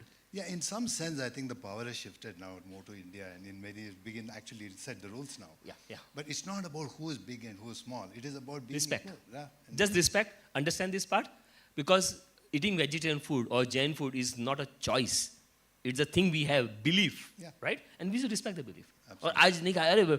my first in 1999, burger, some joke I heard, burger, oh, I want a veg burger. Oh yeah, there is veggie also inside. So it's not about that, right? Okay, there's one other aspect I wanted to touch upon here. Is it audible now? Okay, and that is, the importance of personal branding. And how, I've even coaching startup founders, many of them, I know they already have, like, let's say, a $500,000 business and so on, but they're not willing to do branding. They're not willing to do branding for their product, for their companies, and that's impacting their pricing, it's impacting their ability to attract talent, it's impacting their ability to create a presence in the industry, but they're not willing to make that. And I'm beginning to think that why is this an issue? Is this also a cultural issue? And if you go back, it probably could have started if the founder was in a business school, for example, like all of these kids who are now beginning to get into college, like 2 years from now, they will be creating their own careers. So I think it's important for them to already start personal branding at this. What do you think? See, personal branding is something which I will say the two parts. One is definitely the cultural element. We are not as outspoken. Okay? And they're talking about the kindergarten kids were taught about explaining the teddy bear, and then the whole continued the story for almost 6 months, the same teddy bear, and they kept adding, right? So they know how to express themselves. So I would strongly suggest it's important, because my experience when I came back to India 13 years back, I had only 400 connections on LinkedIn. And then I actually thought, wait a minute, if I want to have a job, how would I even reach out to people? Traditional job applying and all was happening, because my goal was not to come back to India, by the way. My goal was to come back to Mumbai. Microsoft was not in Mumbai, Microsoft was in Bangalore, right? So I was looking at opportunity to come to Mumbai. Okay? It took me 1 year. 1 year. From 400 connection to 30,000 connection. So I reached that point, and then I thought, okay, now it's good. Somebody randomly have connected with me, I accepted and all, and then he asked me, Mukesh, give me your phone number. I said, sorry, I'm not going to give you a phone number. I'm calling from Mukesh Ambani's office. Immediately gave me a phone number. Called me, Mukesh Ambani want to meet you. Went to Mumbai, had an interaction. So you're like, Mukesh Bhai, this is Mukesh Bhai. My name is Mukesh, yeah, mine also. So I asked him this question, why he want to hire me? He would have got some good Dhurandhar, like some expert advertising person. Why he want to hire me? No, we want to hire somebody, we have been monitoring you. We want to hire somebody who can come and change the way we think about product, change the way we do scale. I hired, and I left Microsoft and joined them, right? If I had not done that on LinkedIn, I would not have got. All the jobs I got in India so far, through LinkedIn. All the jobs I decided not to take, through LinkedIn. So definitely, it has been, for me, it's like everything. Even though I hit the 30,000, there's a 30,000 limit by the way on LinkedIn. So you have a long way to go there. So 30,000 limit I hit 12 years back. I still, every Sunday I delete some connections so that I can accommodate other connections and all, and try to maintain those peers. But then personal branding, right? So it's not about just having connections. It's about doing activity. What do you want Mukesh? What is Mukesh Jain? At some point, Mukesh Jain was techie. So I want everybody to know that Mukesh Jain is techie. So yes, I can spend 10 lakh rupees and get a one full page ad in Times of India. Does that work? Yeah. Compared to LinkedIn, sharing your opinion, sharing your thoughts, sharing an article, sharing your views and everything, things improve. Then doing teaching and all. You need to have presence. Think about it, the same presence. You need to just, people should know you as that. At some point I said, you know what, people should know me as a product manager. Okay, so the whole branding changed for myself. As I told you, right, jack of all trades, master of some. So I want to do everything. And last 7, 8 years, Mukesh is known as artificial intelligence and innovation. Yeah. So just talk about those all across this part on LinkedIn and everything. And all these things. Otherwise, how do you think I would have been here? Somebody picked me up on LinkedIn. So personal branding is important, not just for you to get jobs, your business. A lot of those things will happen. As Sumit very well said, right? You need your next founder or the next colleague you will be hiring. All my leadership I've hired only from LinkedIn, by the way. Naturally. Okay? So definitely it's very, very important, I would say. It's important. Yeah, exactly. And I think it also brings clarity to yourself about where you're going. Mm-hmm. Because if you don't know what your positioning is going to be, how do you expect a company that's going to hire you to know about it? Yes. Uh-huh. So that's definitely one more thing. And we are, I think, approaching the wrap-up time. But I want to ask you any other general comments that you want to share in terms of business leadership.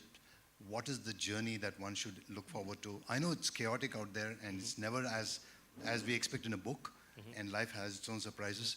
But is any general principles of direction that you think that you want to share here? Sure. So let me give you 3-part answer. So one other thing which I want to just echo what Sumit mentioned a few minutes back, right? First and foremost, have short goals and pat on your back when you achieve those short goals. Celebration. It's important because it's otherwise never-ending story. Yes. I don't want you to pat your back when you're retired. Yeah. You will. But then even earlier, do some short goals, achieve those, pat on the back.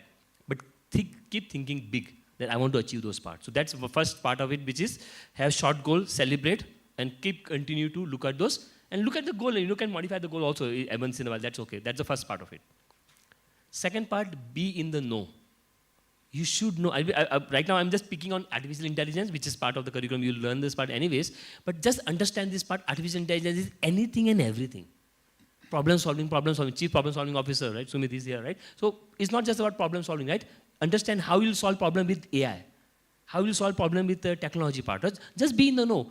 AI, even the basics you can learn on YouTube, by the way, right? So learn some of the basics part and say, okay, in retail, this is the problem. How can I solve this problem? Recently, I solved one problem for one of the retail giant in UK. And it was about a lost opportunity. If uska data hi nahi hai, to how will you solve the problem? Yeah. And we solve the problem with that also, which means there is no data available. But how can you solve the problem? Which means you go to a D-Mart or some store in India, right? And if the ketchup is missing, there's no ketchup there. Some people might just go and ask for it. Some people will just walk out. Some will not much, right? So if your stock, if you wanted to buy 10 and you only have 2, what would you do? So if you're not there, data is not even captured, right? So come back with the point that is these kind of problems in retail, this kind of problem in supply chain, how would this happen? Including one of my students was doing supply chain for COVID vaccine, the first wave, which was sent out to elderly people and all. Yeah. And he was asking me, as I told him that you are working on a very critical project, don't share any information from your side. But I'll give you some simple tip. Use Aadhaar database. Find out what age people, which PIN code they are living, and extrapolate using this part. But Mukesh, Aadhaar database is not accurate. I said, fine. You pick a number. 80% accurate? Yeah, Mukesh, 85% accurate. Okay, start.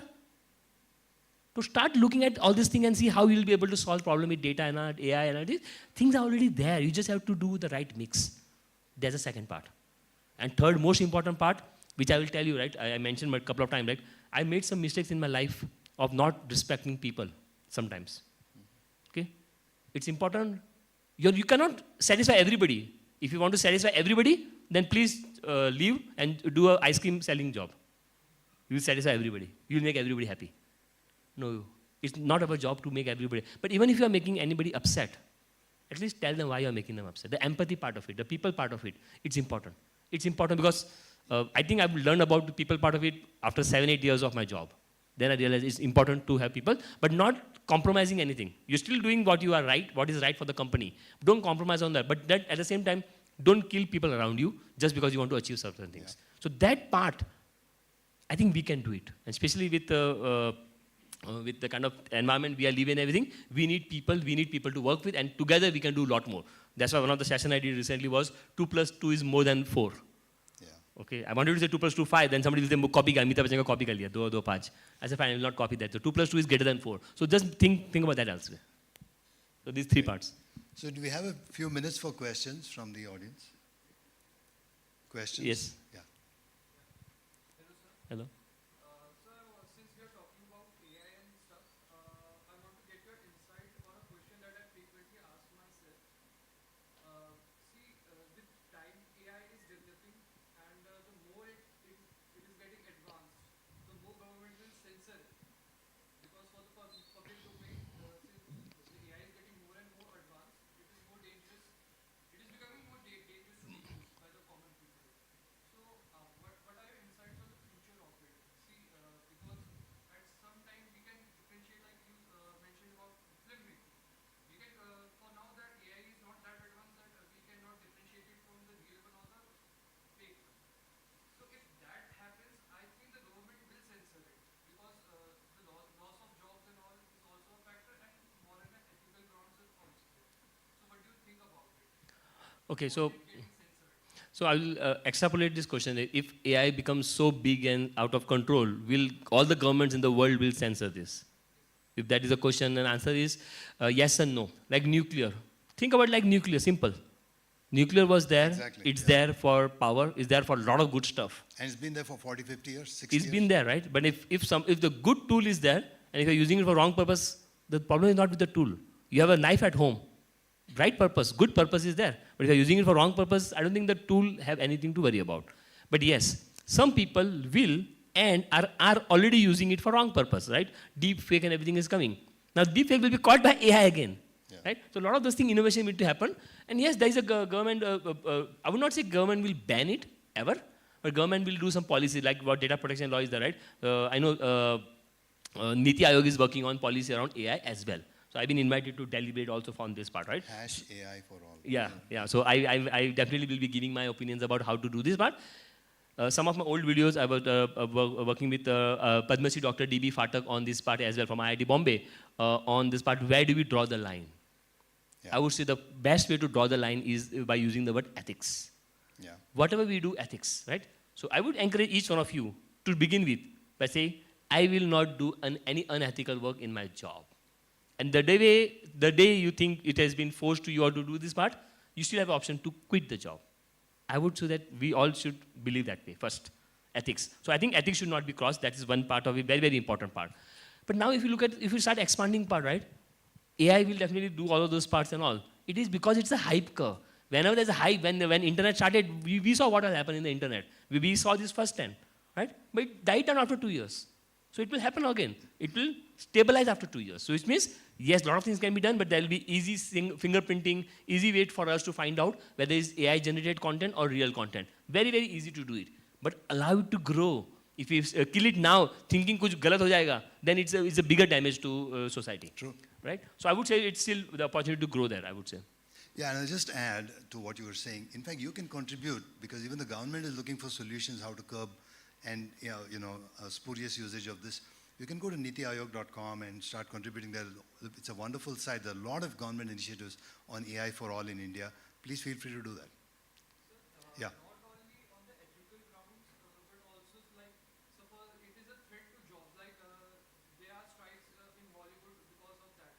That AI is used for script making and all. Yeah. All the script writers and actors have went on a strike, and as a result, we can see not great movies are coming out, and not so frequently are they coming out.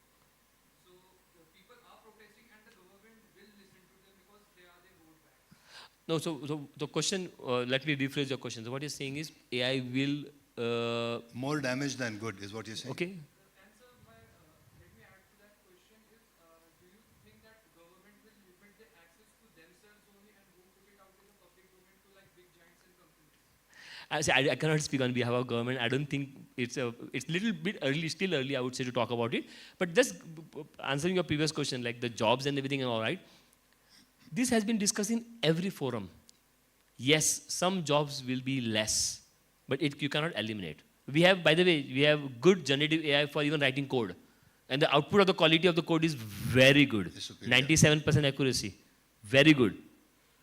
97%. There 3% is there, right? Somebody will have to monitor those. Somebody will have to orchestrate those. Somebody will have to compile. Somebody will have to integrate, right? So jobs will reduce, but you can also look at the other way around. If the number of people we have, they can do more now. But sir, the scenario that I want to describe is that AI at its peak, Uh-huh.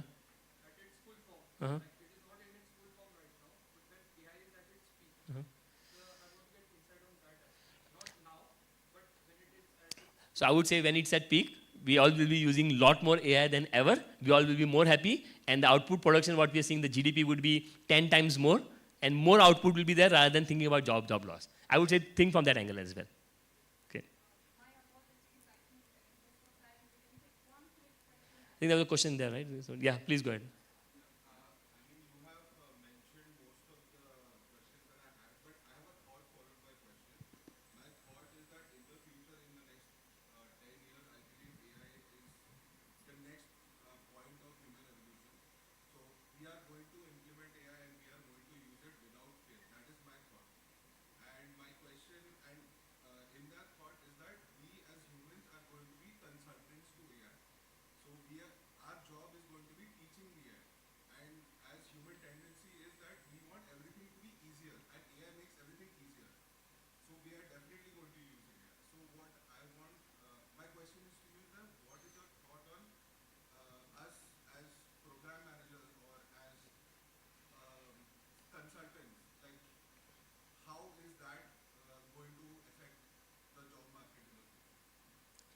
See, I think the next question again coming back to job market, right? So I would still say, yes, it will impact jobs, no doubt about it.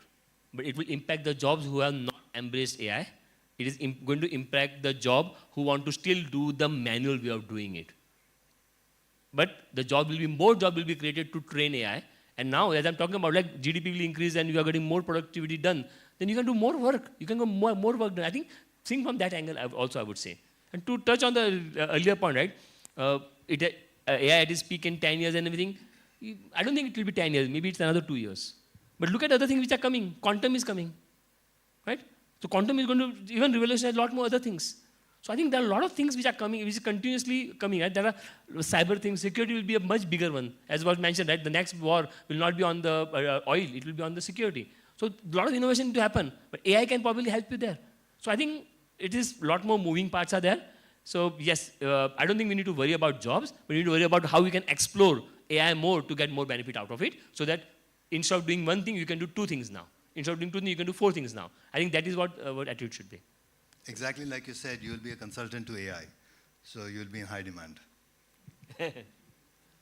All right. Anything else? Should we wind up? Any other questions? Okay, great. So let me thank you very much, Mukesh. It was an absolute pleasure chatting with you and picking your mind on sharing all these wonderful thoughts with the boys. Thank you. Thanks so Thank you. much.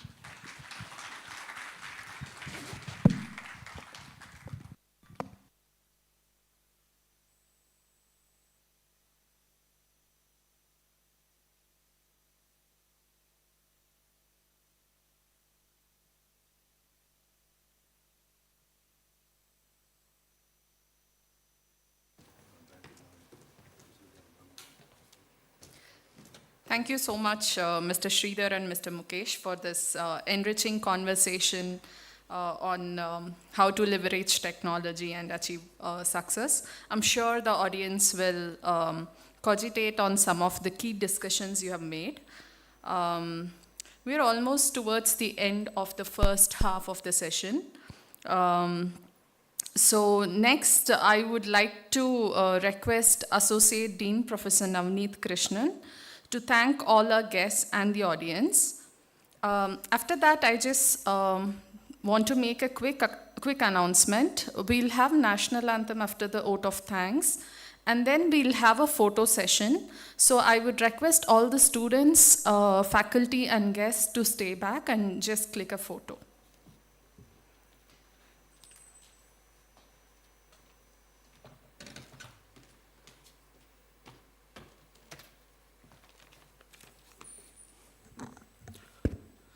Good afternoon to one and all. So as Mr. Sridhar was saying that his event is the one before lunch, I just wanted to say there's one more, but a very important thing. Very important from the perspective of giving gratitude. Gratitude is pausing to notice all good things that are happening around us and being thankful for all the good things that is happening. Today, a lot of good things have happened in front of us. Today, 22nd June 1924, the first batch of Tech MBA program has started in MAHE, TAPMI Bengaluru campus. And this good thing has not just happened off the cuff. A lot of people have put in a lot of efforts, and it is very important that we pause for a moment and thank all of them for bringing in the program and doing today's event. At the outset, I want to thank our chief guest, Mr. Mukesh Bai, I will say. He said he's very comfortable with this, so Mukesh Bai, for his presence here, sharing his thoughts, and wonderful experience. In fact, I have picked up a couple of things from what he was saying. That first is said, be creative, पूछने में क्या जाता है. Fantastic message that he has given to all of us. And another wonderful thing that I picked up from his is the 4 A's. Okay, the ambition, attitude, agility, and action. Fantastic message for the managers. As Professor Aditya was mentioning, the MBAs, you are not students here, you are managers, already managers, and budding to become better managers. Thank you, sir. Thanks for that wonderful message. I also thank our guest of honor, Mr. Sumit, who's an ex-TAPMI alum, and he has in fact let a lot of cats from the bag, telling what you will have, the curriculum, the course, the case-based discussion. In fact, he has made a couple of our jobs, which we were planning to give you in the afternoon, which we were planning to tell what we would be doing during the next 2 years. Some of the things, I think he has given it in the form of a trailer so that you will understand those things better. Thank you, thanks for coming. Plus, thanks for sharing your entrepreneurial experience, how to network. Interestingly, I now see after listening to Mr. Mukesh and Mr. Sumit, I'm so happy that we have got people from two extremes. One so tech savvy and grown with the tech, the other person not really comfortable with tech, but has leveraged on the advantage of tech and grown. Okay, so I feel that the students here, you will not get a better speakers giving you two extreme ends of what you would be doing after your course. So you take or you choose what you want to take up after this. So thanks to both of you. And I just wanted to say, any organization, any institution just grows because of some visionary leaders, the faith that they have, the commitment, the courage. At this juncture, I just wanted to say, MAHE has also grown as an institution of eminence, primarily because of its visionary leaders who had a lot of faith, conviction in what they are doing. At this juncture, I just wanted to remember a few of them. I wanted to extend our thanks to Dr. Ramdas Pai, the Chancellor of MAHE, Dr. Ranjan Pai, the Chairman of MEMG Group, and all the MAHE Trust and Governing Council members for their guidance and support to run this institution and the program. I also wanted to thank our Vice-Chancellor, Lieutenant General Dr. M.D. Venkatesh, for all his support. Whatever requirements we go with new program and things, he has been very supportive and helping us. Our sincere thanks to our Pro-VC, who's not here, who has been one of the instrumental person in bringing TAPMI to Bangalore and then starting the MBA Tech program, and before that the BBA Honors program. So I thank him for all the proactive support with which he enables us to perform. As Professor Aditya was saying that TAPMI Bengaluru is an idea, that idea needs constant fueling, and our Pro-VC, Professor Madhu, has been really fueling, giving us the required fuel to think and grow. I'm thankful to the Director Administration, the Deputy Director, the Deputy Registrar of MAHE Bengaluru, Dr. Raghavendra Prabhu, for all the support. Special thanks to Deputy Director, General Services, Mr. Basavaraj. Though they are not here, I think it's very appropriate. They have whatever comfort we are in and we are going through this event, it is all because of their support. Special word of thanks to Mrs. Sarita. She's the Chief Student Officer. She and the complete hostel team has been helpful in setting up, giving you, assigning the rooms, and they will be continuing to support us. So special thanks to them. Special thanks to our IT team, Prashant, Suman, and the complete team who has been helping us with the complete audiovisual for this event. I also want to thank the TAPMI Manipal administration. They have been our supporters in all our endeavor. I'm so happy that Professor Durga is here representing TAPMI Bangalore. So kindly convey our sincere thanks to the entire team in Manipal for all the support that you have been giving us. Thank you, sir.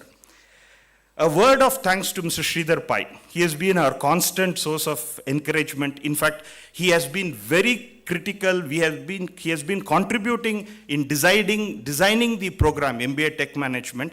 And I'm sure most of you would have seen him in the interview also. So he was part of the interview panel. Thank you for all the support you have rendered and all the support you would continue to render for us. I'm just thinking of Trinity, or in Indian mythology, the Trimurti or Tridev. The Tridev for this program are three professors from TAPMI, Professor Rahul Dige, Professor Selvaraj, and Professor Surya.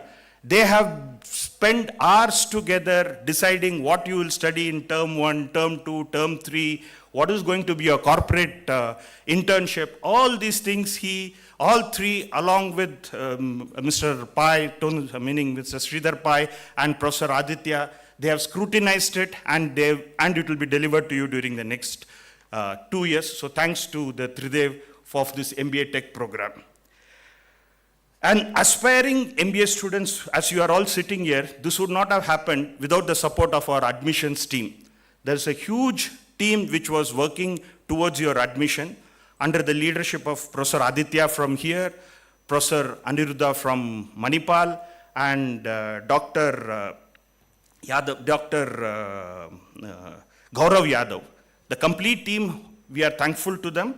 And along with that, we had our team led by Ms. Surabhi, Rahul, Surabhi Krishna, and Sheila. Thanks to all of you for getting these admissions, getting them to this place.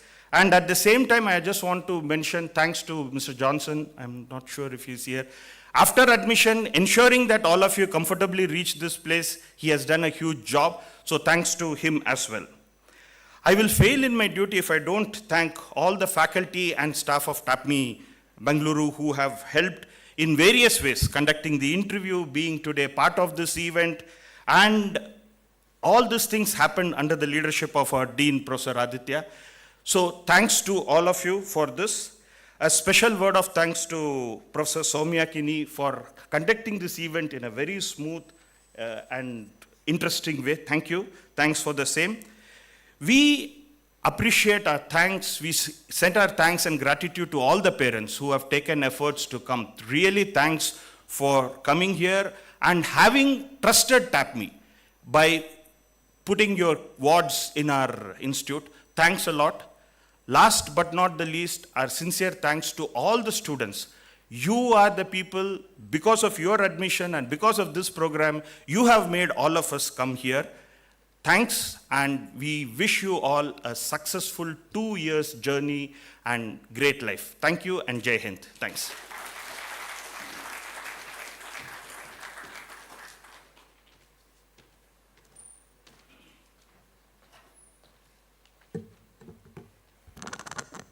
Thank you so much, Professor Navneet. He very comprehensively and thoughtfully covered every stakeholder that is involved.